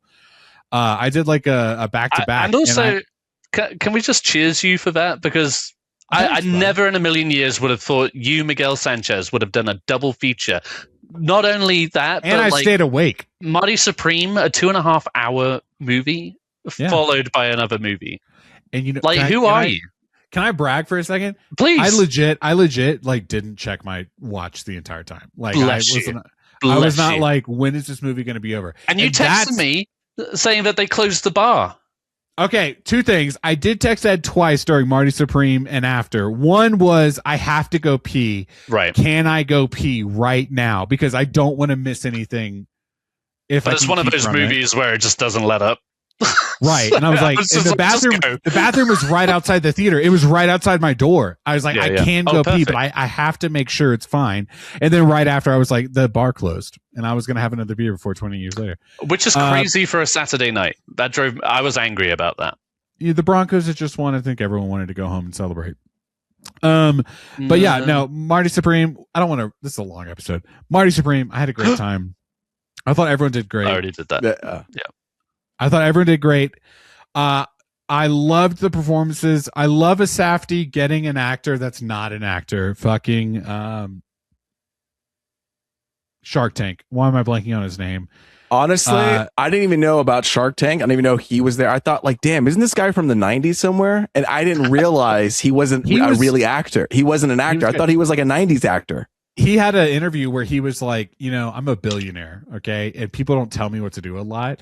And when I got on that set, we did like 5 takes, and I was like, okay, I think we got it. And the Safdie was like, I'm the director. I'll tell you when we have it. And he was like, that was the first time in so many years anyone's even said that to me. And we got the scene after that. And I was like, hell yeah, dude. I love that. No, he was great. Yeah. No, it was a good time. Every moment of that movie, I was locked in. And I had a good time. And I wasn't going to put on the list again because of recency bias only. I did not want to like be that guy. That's all right. I was that guy twice tonight already. So I'll take it. Yeah, no, with Nov de Nov. Jean Valjean and Valjean. All right. And number 6, Marty Supreme. Luis. I love it. All right. Number 6. It's tough. Because really at this point I really had no other choice but to put No Other Choice as my number 6. I love how this is like another like Coen like kind of vibe thing. I love how the story escalates, and a lot of these movies, to be honest, like Sinners, No Other Choice, One Bell After Another, you guys are talking about Eddington, it's like all very relevant to what's happening in this world. And it's like, God damn, can I get a raise? Can I get laid off? And we all have these feelings about that. And you want to have a cathartic release with it where it's like, yeah, fuck corporations. But then it's like, oh, no, not your peers. And the places that it takes you to makes you uncomfortable. But you're also like, I get it, but also don't do that.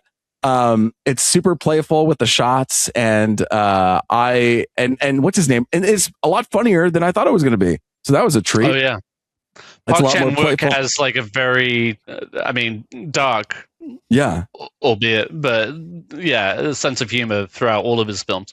I'll go ahead and spoil it. My number 6 is also No Other Choice. Okay, awesome. So I've aligned with you guys. I think it just keeps you on your toes. What comes next visually and story wise, you're like, holy shit, what's going on? And it has these great set pieces too, where you're like, oh my god, we're in this. Yeah, the house. Yeah. Oh man, yes. The oven mitt assassination. Oh my gosh. And it gets dark. I mean, it really does get like sinister at some points. And the relationships between the mom and the kids and things like that, like it all they all affect each other.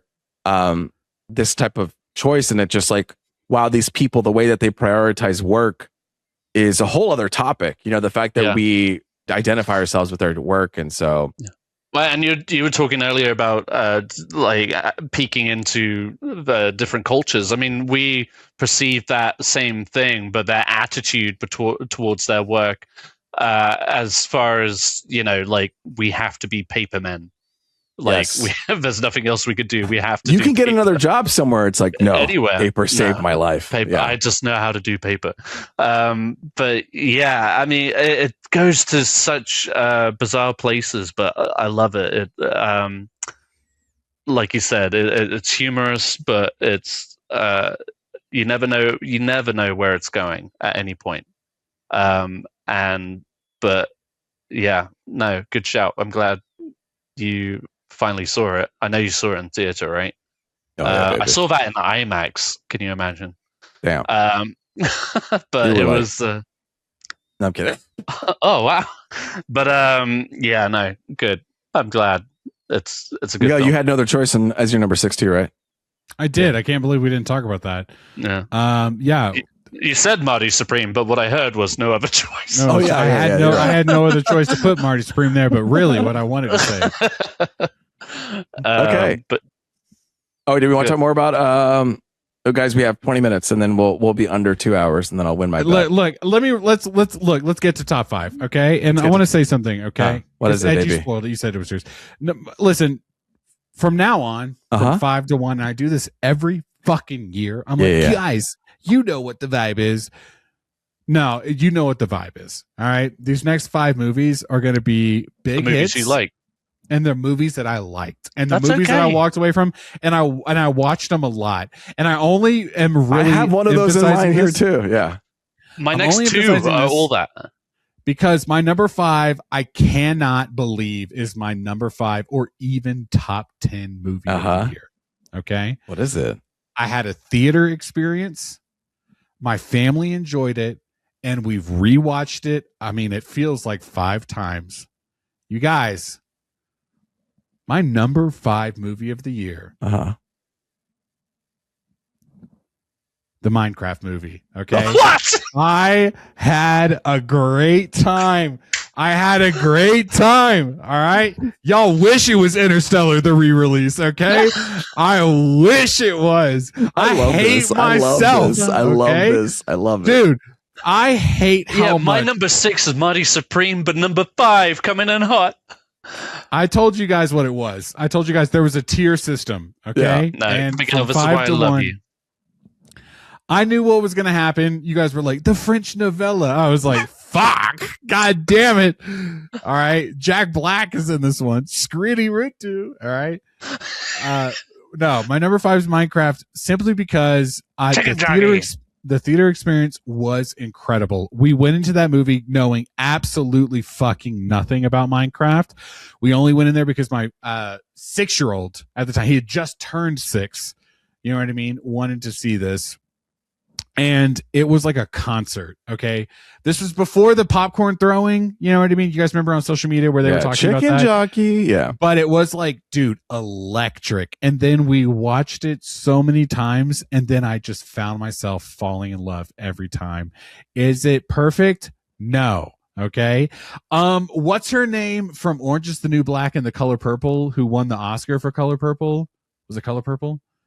I don't know. The Color Purple. Wait, but they're in Minecraft? Yes. Yes, Orange is the New Black. Yes. She's also in Peacemaker. Yes. I was like, listen, she won an Oscar before this movie, and it's insane that she's in the Minecraft movie. Wait, did she really win an Oscar before this movie? Yes. She's or at least Oscar nominated. I'm pretty sure she won. No, that's great. That would be crazy. Look her up. Daniel Tell Brooks. me now. Yes. Did she win the Oscar, or she's nominated? At least. She was nominated. She didn't win. Thank you, Ed. But I just watched the entire movie going, wow, there's an Oscar in this pocket. You know what I mean? Even if it's a nomination. The boy, the sister, the fucking Jason Momoa of it all, where he's like having a really fun time, like being someone different. Yeah. Jack Black is Jack Black. And Luis, you watch a lot of Jack Black movies. I fucking love Jack Black, Okay. dude. You put Jack Black in the film, I'm going to be there. And no one said they're going to be your top 10 movies of the year, but at the Luis same is time, Elle Fanning up in this bitch. You understand? Hey, let's talk about Elle Fanning for a second. Let's talk about Elle Fanning. Let's go close the podcast. But no, I had so much fun in this movie, and that's kind of where the top 5 is going, is either rewatchability or Miguel had a really fun time. Yeah. So for me, as silly as that's what keeps us fresh, Miguel, is your... Well, you say that, but then you'll clip it, and then TikTok will tear me apart about, wow, why do we even listen to this podcast? You think I was clipping that for you? Maybe I was having a technical issue, which is actually on my bingo card. No. So I had a technical issue just then. Add it to the list. We'll cheers to that. No, my thing is the John Williams thing. I'm going to bring that up all year long because I'm so mad about that. And then Luis deleted the podcast segment last week. I know. What a coward. We'll talk about that later off the podcast. Yeah. Me and Minecraft are at number 5. Okay, I don't care. No, I respect that, Miguel. Again, like I said, and I feel like top 5. We're really about to fly through this. All right, I love this. This one surprised me. Slow down. This one surprised me. This one was like not even on the list, and I watched it again. I was like, God damn, I kind of like this movie. It's funny, it's dark, it's ironic, it's hilarious. Dude, I wasn't even here to talk it with y'all. Okay. It's fucking Eddington is my number 5. Wow. Yeah, no dude. way. Yes, dude. I watched it and I was like, oh my God, I'm having way more of a fun time than I thought. It's deliciously ironic, comedic, horrific. I mean, you know me, I love blending tones, and the way that he's able to balance that out. And the hypocrisy is like crazy in this town. Where like the daughter is doing what the mom was doing, or the mom was doing what the dad's doing, and the kid is trying to be with that girl, and then like and the whole COVID of the situation. Yeah. And then the mayor, he's like telling everybody to keep a distance, but then he's throwing parties and stuff like that. And then underneath all of that is a sick old man that's coming through, polluting the world. And underneath all that is this corporate that's trying to take over the land with the AI thing. And they're doing their own little world while underneath all of that, some shit's happening. It just feels like a very layered movie to me, while also being like so fun, so funny, so horrific. Like sometimes they force you to sit in moments where the camera doesn't move and you're like, I don't feel comfortable here anymore. Yeah. And it's just it's an uncomfortable movie sometimes. Like it genuinely is. But there's so many layers. That scene where everybody is shouting at each other on the street. You're just like, oh my god, this is. And I think what's his name is a great lead with there's Joaquin. There's this growing sense of like Joaquin is getting COVID, you know? Yes. And it just like harkens back to that time where you feel like, oh my god, he's got it. You can feel the scratch in your throat. Someone would cough and you'd be like, And he like can't taste coffee anymore and shit like that. You're just like, it's so visceral. I love it. Yeah. And then he's running away. It's like, dude, I don't know how he's going to survive without the asthma thing, without the coat, like with all that. Like, how is he? I just want to rejoice in the fact that Eddington, I thought I was going to be like a lone wolf putting this on here, genuinely.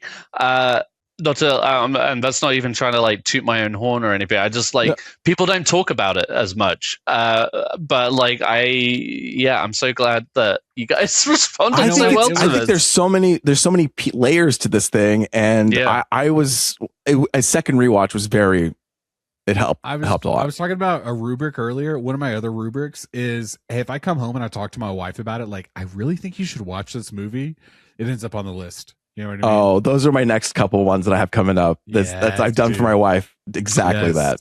I mean, that's yes. These next two. I love like an 8 p.m. movie where I get home at 11 and I'm like, oh, you're still awake? Can I do like the pre-podcast before we do the podcast? You know what I mean? No, dude, Eddington rocks. Very fun. All right, Ed, you're number 5. All right.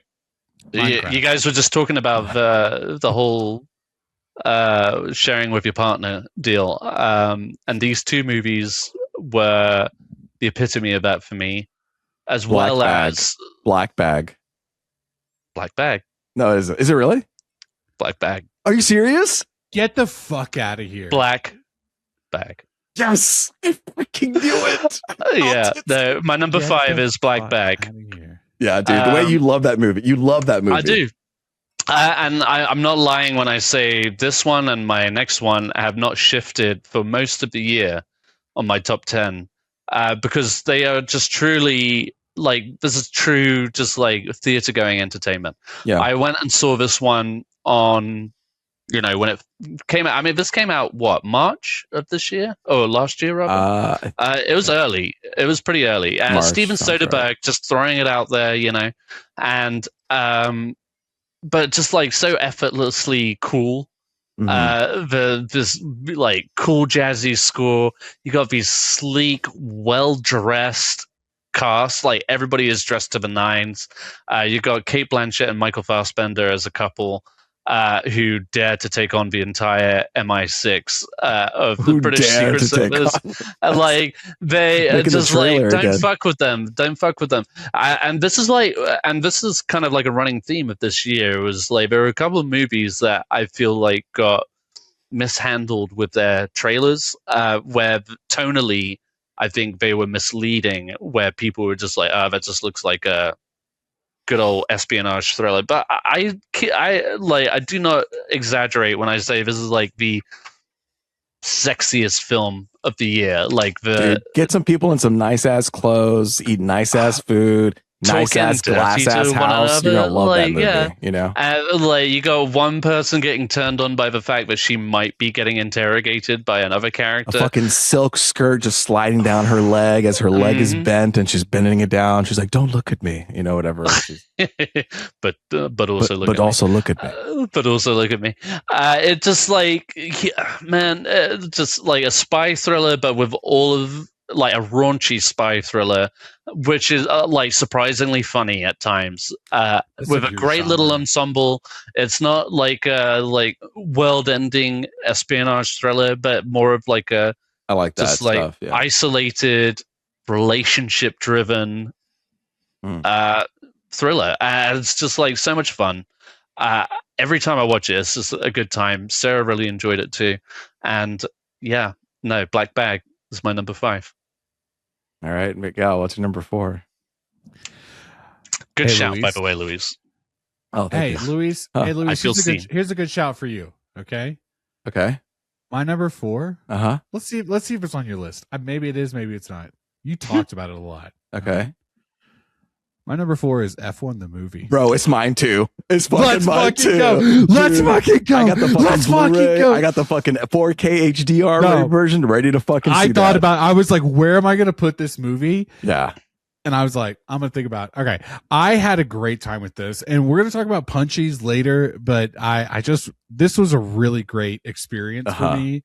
I loved it. I only bring you up, Luis, because you were like, there were these shots and there was this thing. And then when this happened, and then when I went and watched the editing. movie, Forgot the great editing that they did. When I watched the movie, I was trying not to like have that in my head, but as it was happening, I was like, oh my God, Luis fucking nailed this. Dude. I get it. Yeah. I'm having a great time with this movie. You guys know how much I love Moneyball. I love a Brad Pitt movie. Yeah. But I also love like a sports no. movie. And I love like Joseph Kosinski, like Top Gun Maverick was really fun. I was just like, I kind of love like a dad movie. I think we talked about that too. Mm-hmm. Or maybe that was Benny that said that. And this was like a total dad vibe. Like I sat down, I watched it. Everything was fun from start to finish. Fucking Joseph, he makes everything look so fucking cool. When that intro hits the sound from Hans Zimmer, which is a soundtrack, which was my most listened album of 2025. I fucking love that score. And I'm like working, I'm writing to the score. And when that first score goes off, when you're going to the racetrack and it goes down, that whole music bit I love. And the font hits at the right place. He puts the helmet down with the director name. Oh, dude.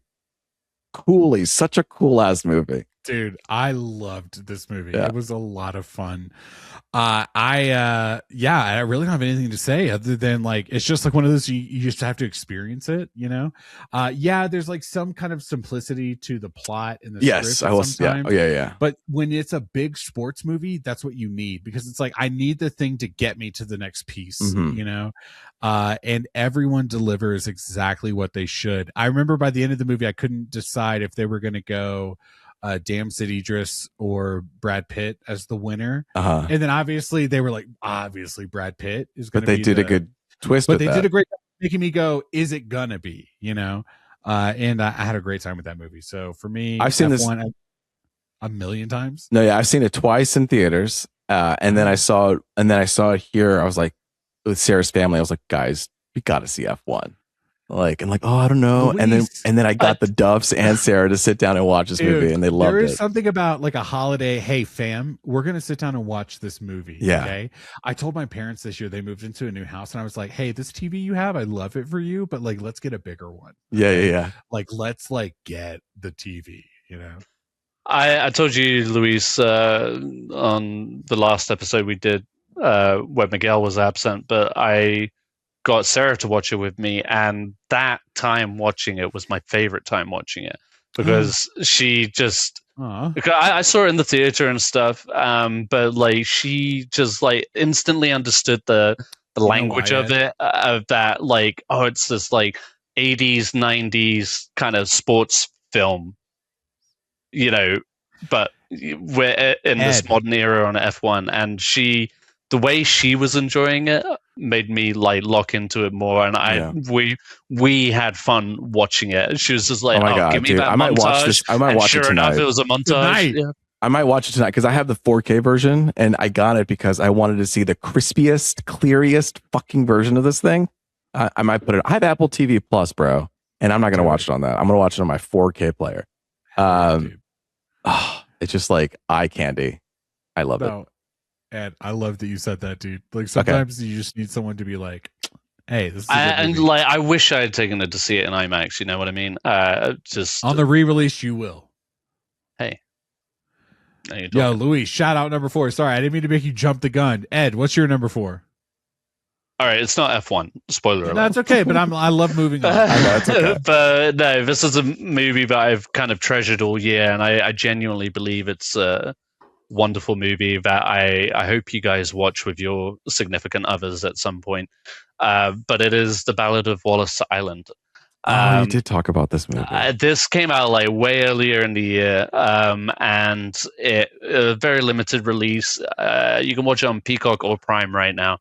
But it is just like for me, this is that warm hug of a movie. Like for all the movies like Eddington, One Battle After Another, and just like the fucked up mirrors of today's society, this was just like a lovely little bit of a film where just the writing, the performances, the story was so genuine and sweet and lovable. Like all the headed off specifically by Tim Key. He just it's just like it's such a, like I said, sweet small scale film about this guy who lives on an island who happens to be hella wealthy, who tries to bring back together this duo who had a band and separated a few years prior.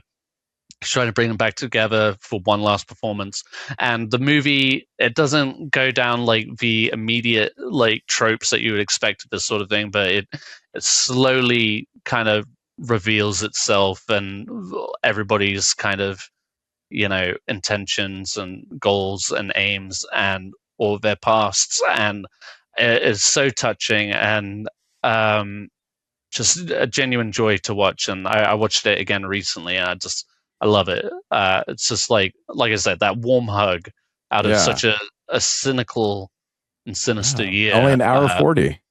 Oh yeah, it's short and sweet, and it's just hilarious. Like it's so many jokes that just so good. It lands so well. Dude, Ed, there's a fan reaction. This film feels like a warm hug after a bad day. Oh, there you go. Ed. It was 100% that. I like got me teared up in points, but yeah, it just like it is such a lovely film. And I couldn't recommend it more to anybody. I feel like it's just, like I said, I think when it first came out, I was saying it was like it's a really good like date night movie when you're just hunkering in at home, don't want to do anything else, just watch it. It's a quick hour and 40, as you said, Louise. Yeah, and it's good. And you got Carey Mulligan in there; she's great in it. But yeah, it's a great story. And I want to see this. This is actually. Please do. I'd love to hear what you guys think about it. But it's such a surprisingly eloquent film. I just loved it. This is such like a thing I would do if I was rich too. Like I remember I was going through TikTok and there was a video of what's his name, Peter Grip, the guy who did Family Guy, Seth MacFarlane. Yeah. Seth MacFarlane. He like had a birthday party or something like that, and he had a whole orchestra play the Avengers Endgame Portals song in his backyard, and I was like, oh my god, I would totally do something like that too. Just like do that. Yeah. Bring musicians, bring bands like who have that's hey, we retired. It's like, no, you're coming back. So this is fun. He was also supposed to be on one of the planes in 9/11. But yeah, we're talking about top 10. Jesus Christ. Is guys, we're locking in for top 9/11. That's a bingo. Guys, I'll say this. Honestly, next year I want to just do like let's just get to the top 3 and then just like ramble on through them really quickly. But my number 3 movie of the year is the only superhero movie of the year. Okay. And also bingo. Why bingo? Superhero movie makes either top 10 or runners up. Okay, well there you go. Top 10. I don't give a fuck about that because, guys, everyone wanted to talk about Superman. Everyone fucking loved James Gunn's Superman, and I'm really happy for. But not everybody, because my number 3 movie of the year. Maybe it should have been number 4. Fantastic Four. Might have been number 4. It was Fantastic Four: First Steps. You guys, I loved this movie. I saw it twice in theaters. I took my son to see it both times. I took my wife. I told her, I was like, hey, we had such a good time. You have to come see it. It like reinvigorated my love for Marvel. It had a lot of really great moments. It had one of my favorite scenes of the year that I'll talk about in the Punchies, maybe potentially later this year. The music was great, the score was great, the acting was phenomenal. Casting wise, like you think Pedro Pascal, are we seriously doing it? No, he's great. Fucking oh god, I'm blanking on his name. Luis, the guy you hate from Stranger Things. Yeah. But he's really good. Ed, the guy you hate from The Bear, he's really good. And the one we all love. But the one we all fucking love is Vanessa Kirby, dude. She knocks this out of the park, but all four of them are so good. I loved this movie. It was one of my favorites of the year. I couldn't stop talking about it when it came out. And my number 3 movie is Fantastic Four. You guys just wait until you hear my top 2. Let's get through this episode. Damn, look at you, Mr. Host. Okay. Miguel, I knew you were going to have it in there. And to be honest, like, I feel I was asking myself this question. Obviously, they didn't make it. But, like, Fantastic Four and Superman, though, are, like, of an even keel to me. Neck and neck of the year, for sure. I really did enjoy Fantastic Four more than I thought I would. And I did enjoy Superman, too. So, oh god, is a superhero movie on your list? No.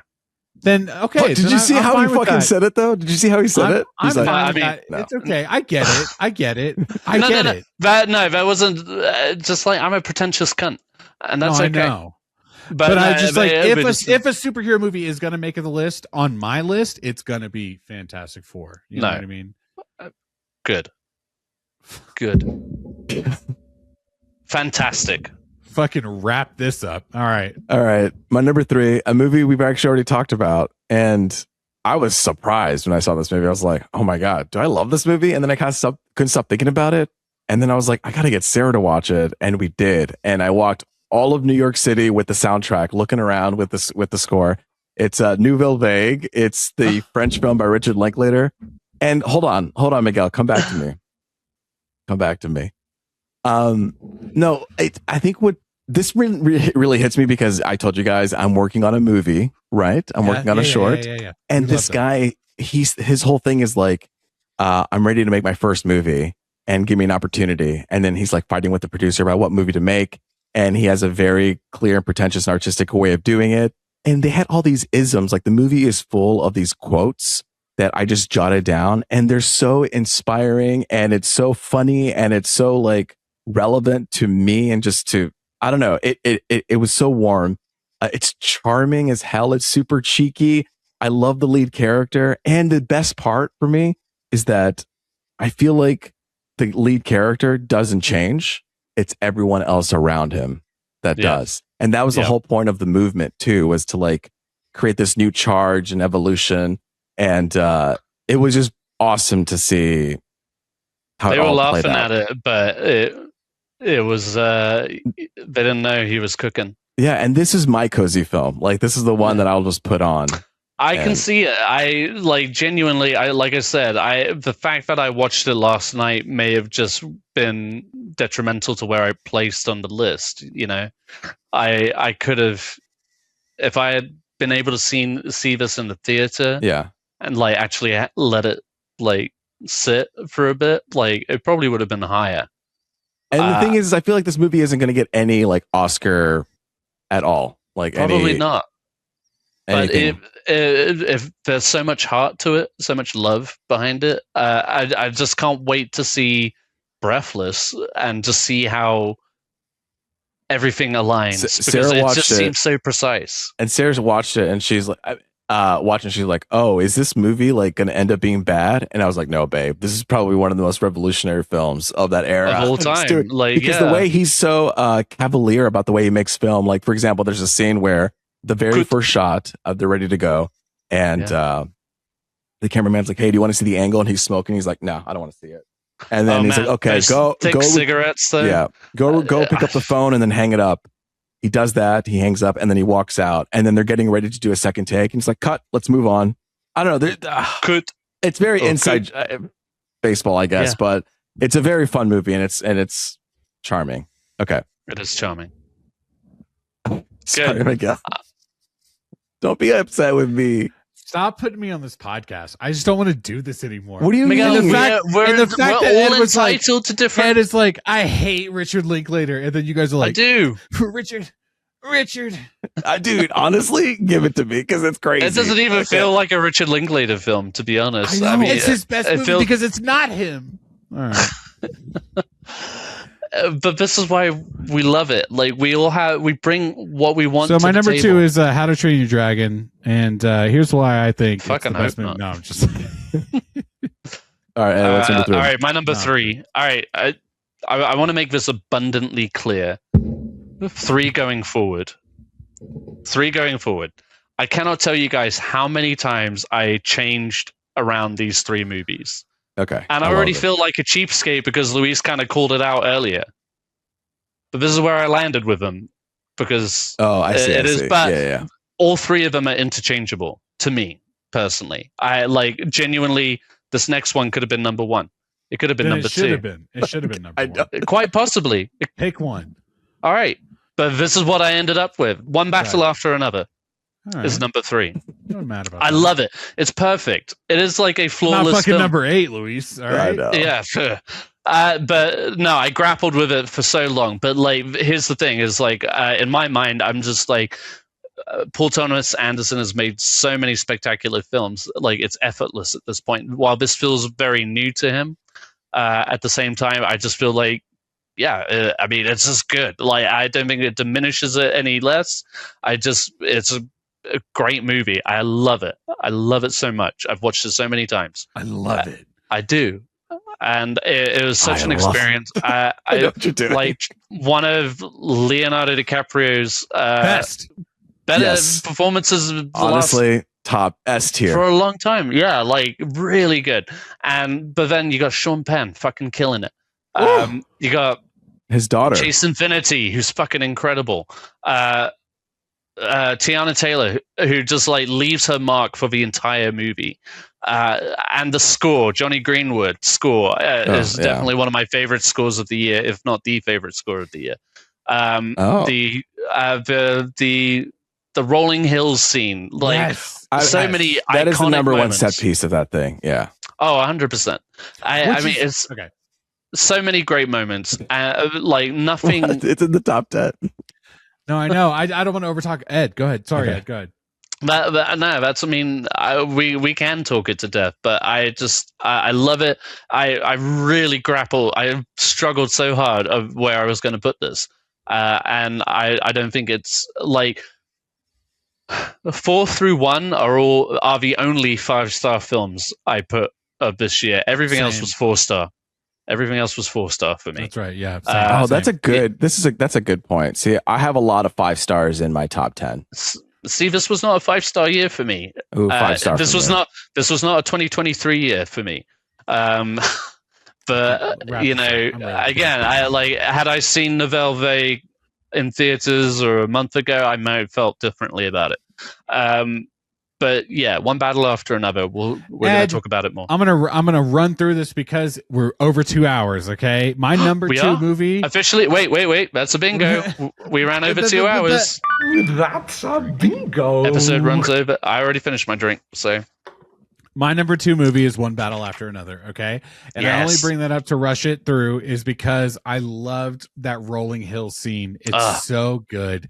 Yes. I loved watching how they made it. I loved watching it when it happened.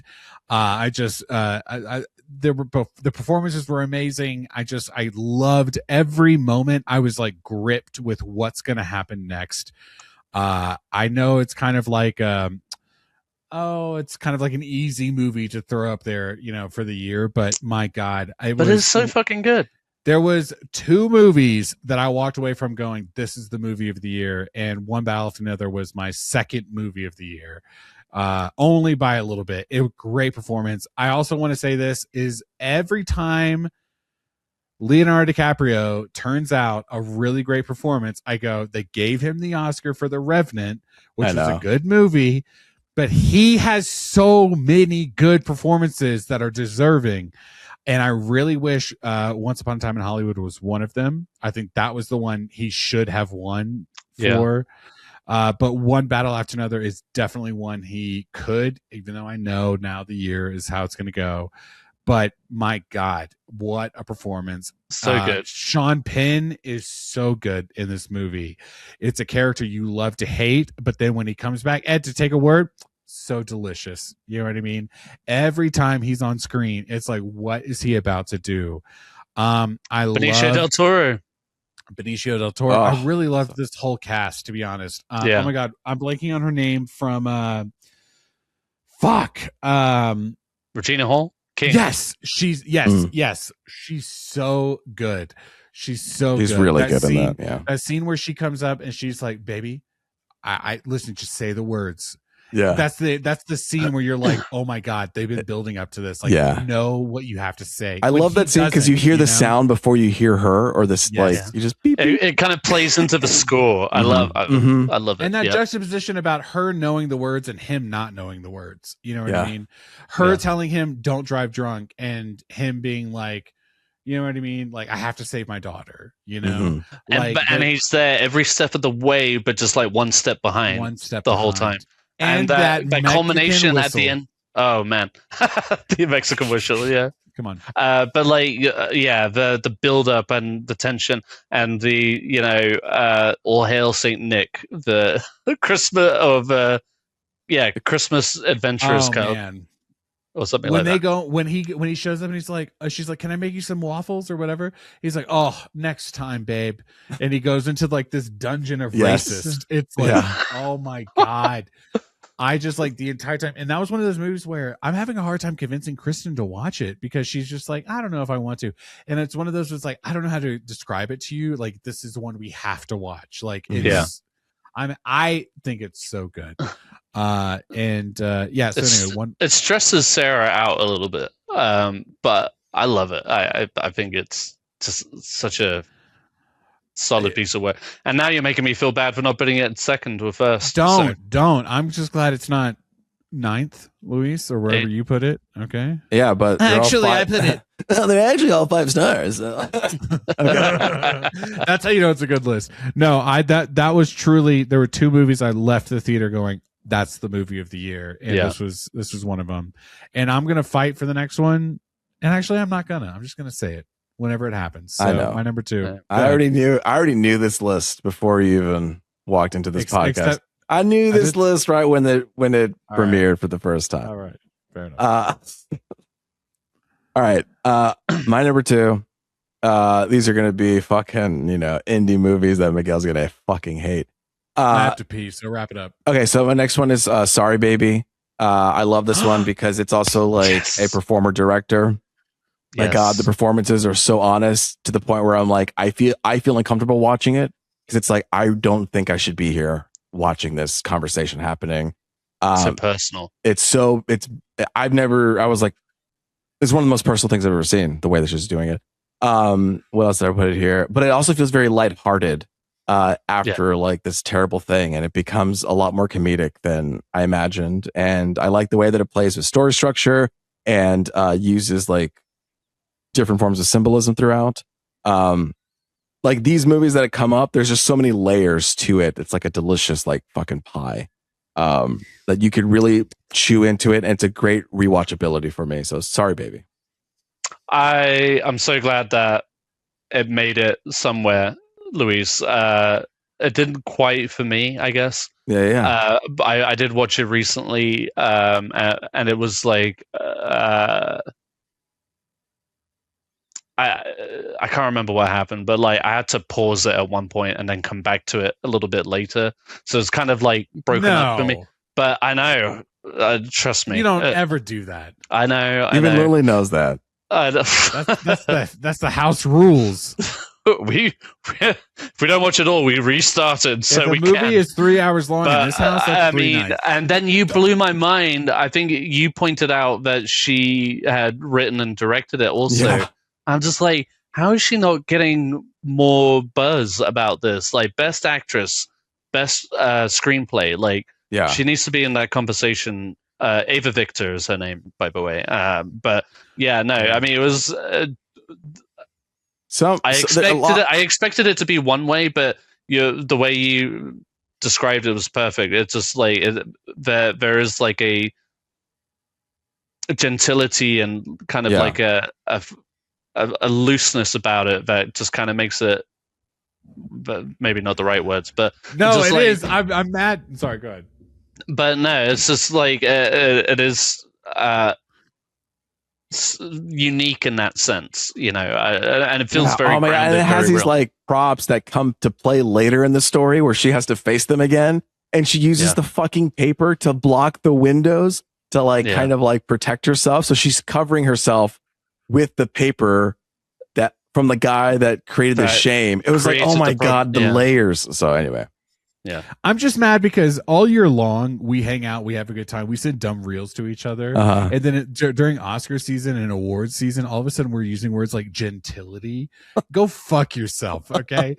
All right, how dare you use vocabulary? Okay, because I'm trying to come up with words that are worthy of this film. Because I usually sound I sound like a dumbass when I'm describing movies. No, that's the problem. You sound the best out of all of us. Most of the time, you don't. Yeah, you sound great, and then you use words like gentility. All right, and it's just like, I know it's a word. All right, I just don't want to say it. My number 5 movie was Minecraft. Okay, can we just move forward, please, without such? When you got 2 movies on your list that end with the movie,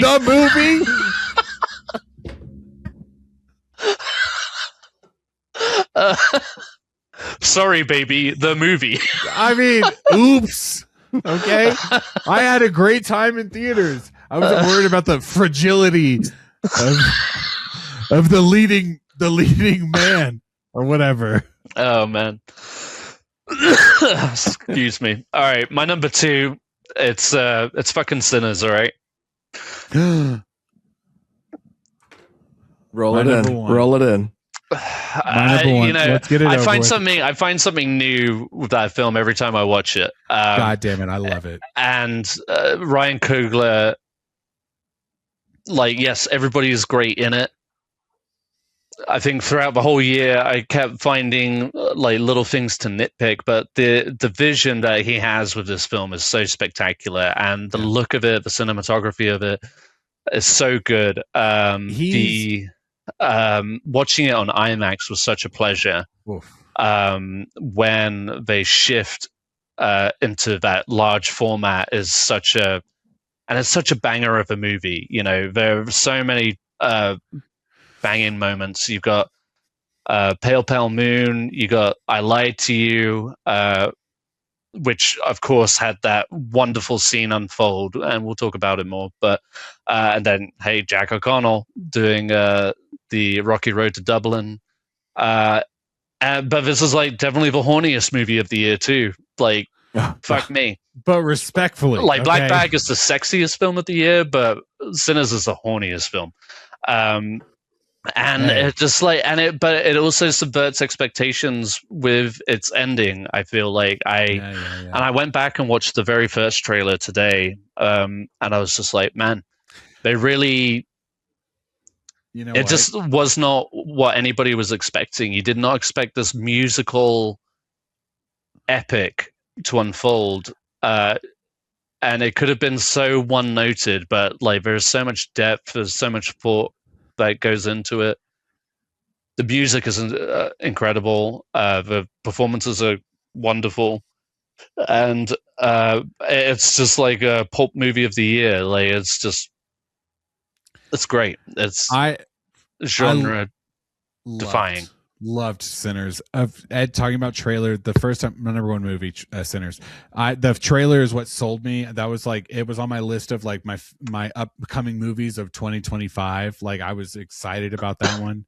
I went and saw it. I saw it multiple times. I loved this movie. It was so good.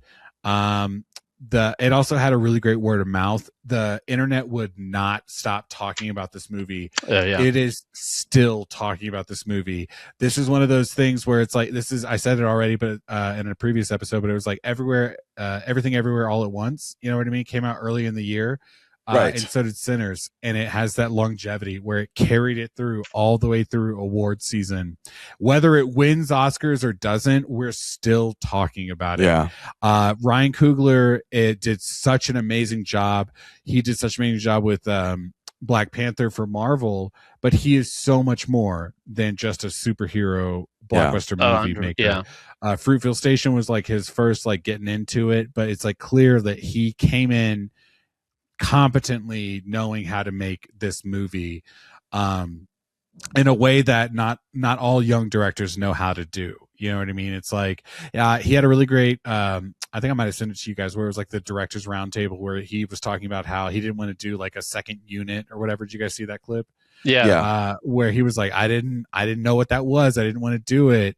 And the studio had to be like, look, this is what a second unit is. Name the movie you love the most. And he was like, Terminator 2. And James Cameron's at the table with him. And they were like, yeah, here's all the things James Cameron did with that movie with the second unit. And it's like, what I love about him is he's like a man of the people. Yeah. You know, he's a very competent director. He clearly knows how to like create and craft these movies, but he's also just a human being. Yeah. And he is like, quickly rose up on the list of directors. We talk about this all the time, where it's like you don't even have to see a trailer. Like, is this director attached to a movie? Right. I'm gonna go see it. And loved Sinners. He's not shy of his influences either. Like, he gives a specific shout out in the credits to like Christopher Nolan and Emma Thompson. Emma Thompson? Yeah. Thomas. Emma Thomas, yeah, sorry. But like he uses the community around him, and you just feel that sense of community and family. With such a handful of films under his belt, he was able to negotiate some deal where he like owns the rights to this movie after a certain amount of time. 10 years, I think. And it's like, okay, people aren't doing that, you know? No. And like, fuck the headlines that were questioning its box office potential, you know, and obviously, I mean, but he proved them all wrong anyway. So this is one of those things where this is one of those moments where headlines and Rotten Tomatoes, even though Rotten Tomatoes was really good, but like you just like have to walk away from the internet speak of it all, and it's like, go see this movie, and you'll understand right away. You either love it or you don't. You know. No, I could not stop talking about this movie this year. I've watched it a few times. I was so excited. I watched it when I was in Texas on the projector. I just was like, this was my favorite movie of the year. And was Minecraft on the list? Sure. Okay. But no, I locked in on Sinners. The movie. Wait until you hear my... when I went to church this year, I was like, hey, there's a couple things I want to talk about. All right. Sinners the movie. No, that's it. Number one. Beautiful. What a great episode. Oh wait, wrap up. Okay. Okay, I'll do this kind of quick. Actually, no. So I have no idea what this is about to be. I was on a plane ride somewhere, and I forget where I was going, but I decided to put this movie on, and the movie was almost done, like 5 minutes left, but we already landed, and the plane was like docking. They're like, get out of the plane, and the people behind me were still like leaving, and I was stuck on my chair waiting till like I finished the movie. And then I finished the movie and I walked out, and I was like one of the last people to deboard the plane. I wish I saw this movie again. But when I saw it, I was like, all right, I feel like this has to be my number one. And I think it's just because I feel I enjoy very playful movies. You know, I like funny things. And so I can kind of get the idea of how it's made or how it's created. But this one, I was just like learning so much. And I was like, oh my God, the way that they put this movie together was a learning experience for me. This movie is Sentimental Value. And I feel like this is such an honest and effortless approach to generational drama. It utilizes different and every film tool possible. from symbolism to grounded performances to using a location as a character to grounded visuals, but also fantastical visuals. They just blended so many of these like things in an arsenal that a film user can use to create a personal, deep story about, where is this? A father who can only express himself through art and a daughter who sees life through art but refuses it to see through his eyes. And so it's just like playing that story out using all of these tools. I was like, oh my God, like, how did you even manage to do this for me? And Elle Fanning's also in this. So, you know, we and talked she's about really her. good at it. She's really good. She's really good in it. And I was so happy when Stellan Skarsgård won for the Golden Globe for it. But the lead actress, and I forgive me, I don't know her name, but she's Renata Renciv. Crazy, like she's on fire. I feel like I'm in the room with her, you know.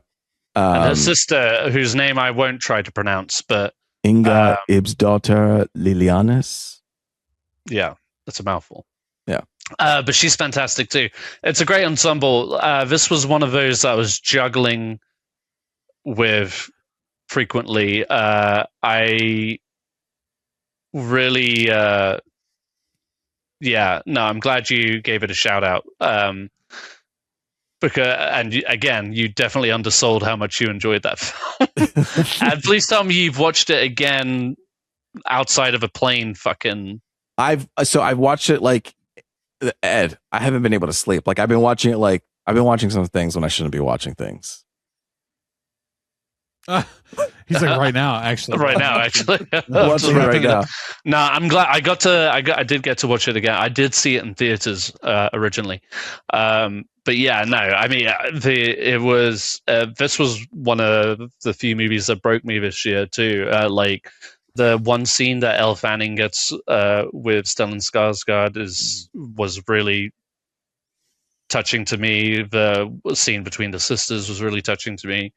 I can't really quite put my finger on it why I don't have it higher, and I won't try to explain it. But it's because it's a hard year. It's like there's so many things. It is a hard year, exactly. And but yeah, I mean, yes to all the things that you said. I mean, it's a fun, oftentimes sad film, but remarkably made, and yeah, masterfully made. Okay. Masterfully made. Ed, what is your number one movie? Wrap this up. What do you got? Well, you guys clearly hated this film, so do we not say it? I don't know why I have it up there. No, it's Weapons. I fucking love this film. I do. I finally have a horror movie as my number one. I love this reaction. One, expected, but two, I also feel so bad that this movie is at my number 9. I was like, I love this movie as well. So I'm so glad that it has. Now I understand. You were so upset earlier when I was like, I took this off my list. Yeah, you ripped it off like a Band-Aid. Oh my God. No, so Barbarian shook me in such a way. I was watched it by myself. I was scared, terrified. I didn't know what Weapons was or could be. The trailer was very ambiguous, but very haunting. And there's a part of me that always feels, a little reserved when it comes to horror films. But the way the framework of this movie, the structure of it, the ensemble, the fact that the actual event that they hype it towards, the disappearance of these children, is actually already in the past, and it's a community trying to move forward, but still trying to solve this mystery. But you get it from all these very interesting, very unique perspectives that don't immediately tie together until they actually do. And then it's just the most mind fucking thing that's imaginable. And just and the every time I go back and rewatch it, you find all these clues and whatever. But just as you were saying it earlier, Luis, there's just the balance of horror, and trauma, but also undercut with humor, but not, not in a way that is detrimental to the story or the feeling. Yeah, you and Miguel, I completely appreciate where you're coming from too, because there are some really tough scenes in this. as far as like trauma to children, I would say Bring Her Back was that movie for me this year. Oh that's a movie God, that I don't know if I can't even remember. I don't think I'm ever going to watch that. Miguel, I don't think you should see that. Never see that movie. Said that because that's on the list. No, of maybes, but that was that movie for me. But Weapons, there's such an energy to it, and like I said, there is such like an underlying humor to it that Zach Cregger nails, and he did so with Barbarian as well.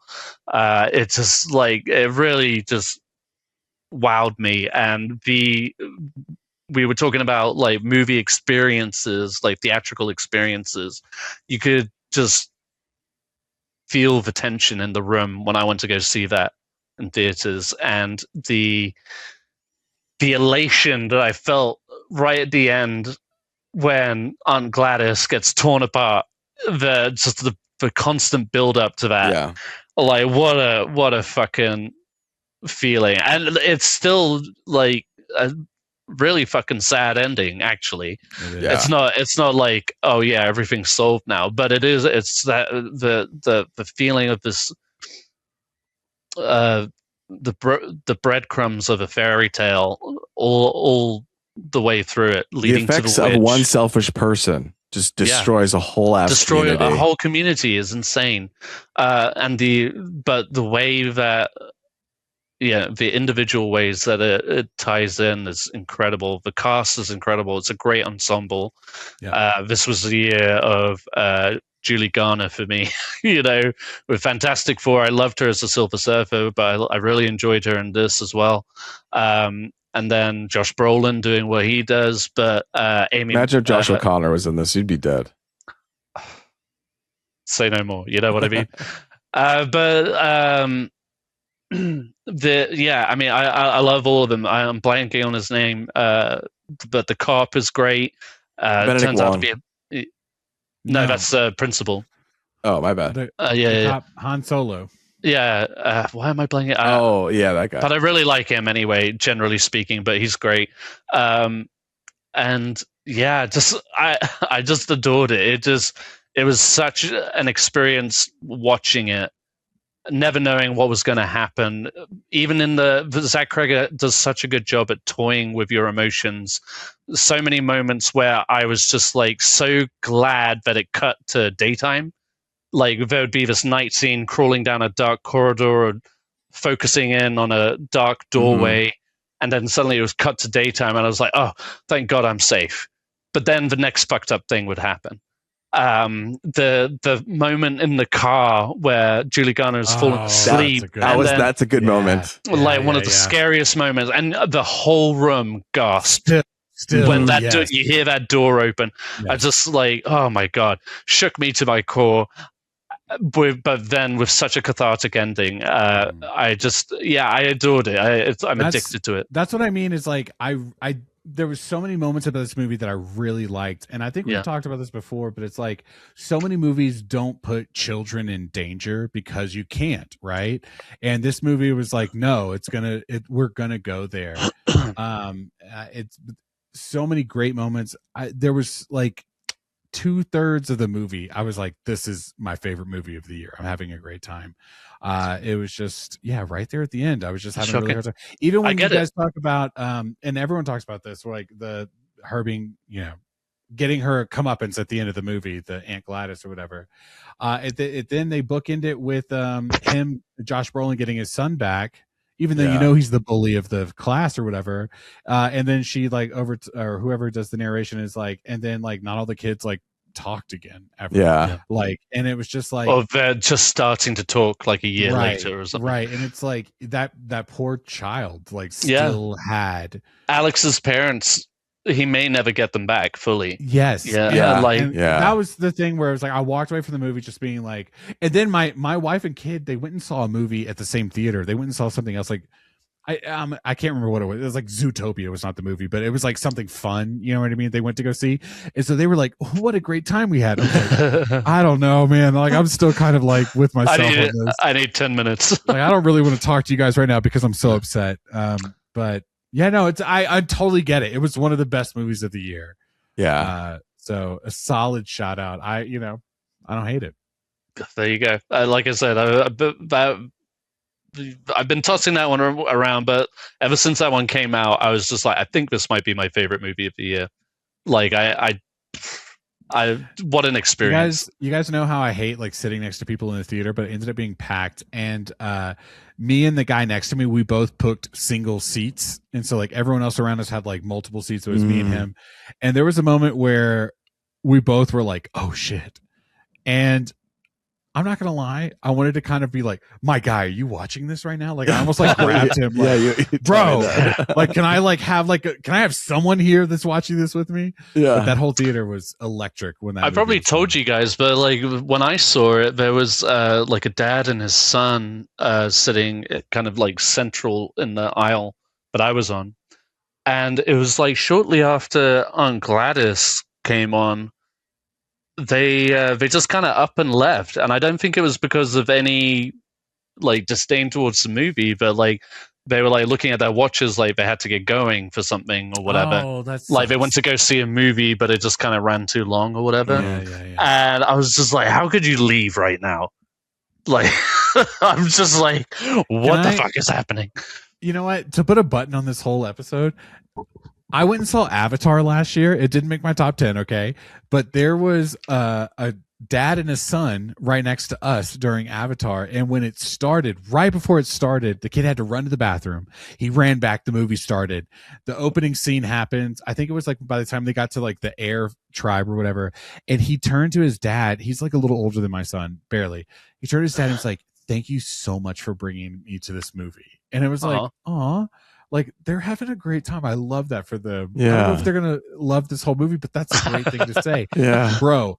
20 minutes later, they were gone, and it was like, how do you what? Like what? How do you say? What? I don't know. Or, I don't know. They were just like, "Oh, we have to go," I guess, and they were gone the rest of the movie. wow, what a wild thing! And it's like, how did so much? Let's get out of here. So much. Yeah, it's time to go. You know? Oh wait, this movie is 3.5 hours, and I get it. It's a long ass movie, but I was Yeah. no. But just the fact that people leaving during a movie, it's like it's it's very rare that I'll do that. You know, not What an deliberately. episode. Like You yeah, guys. guys, we made at least 3 bingos, like 3 full bingos. Good for us. If you were doing like the lines across. Oh, okay. Hell yeah. All right. You want me to quickly just list them off? All right. So going down, first person mentioned Sinners. Of course, we were going to mention Sinners. Superhero movie makes either top 10 or runners up. I'm vibing or it's a vibe. Someone mentions Therapy. Episode runs longer than 2 hours. Technical issues. That was on my part. Fuck it. The quote. Someone mentions their AMC A-list or Regal Unlimited. Someone makes a last-minute change to their list. What was the other one? Oh, Hamnet makes a top 10 or runners-up. Someone mentions IMAX. And animated film makes either top 10 or runners-up. Good for us. Yeah. What an episode. We did that shit, and we bingoed. Okay? We bingoed. We fucking bingoed, bro. Let us know in the comments what your top 10 are. Do that type shit. But until next time, it's been me, Luis Gonzalez, and with me's been Miguel Sanchez. And Deadpool. And until next time, later, Gators. We're like 2025 out. We're just like dipping out. Like we just. It's like it's so late. I just want to wrap up. Wait, you guys want to play Fortnite real quick? I'm gonna. All right, Ed. It's 12:30 over there in the morning. It is 12:30. All right, goodbye, everybody.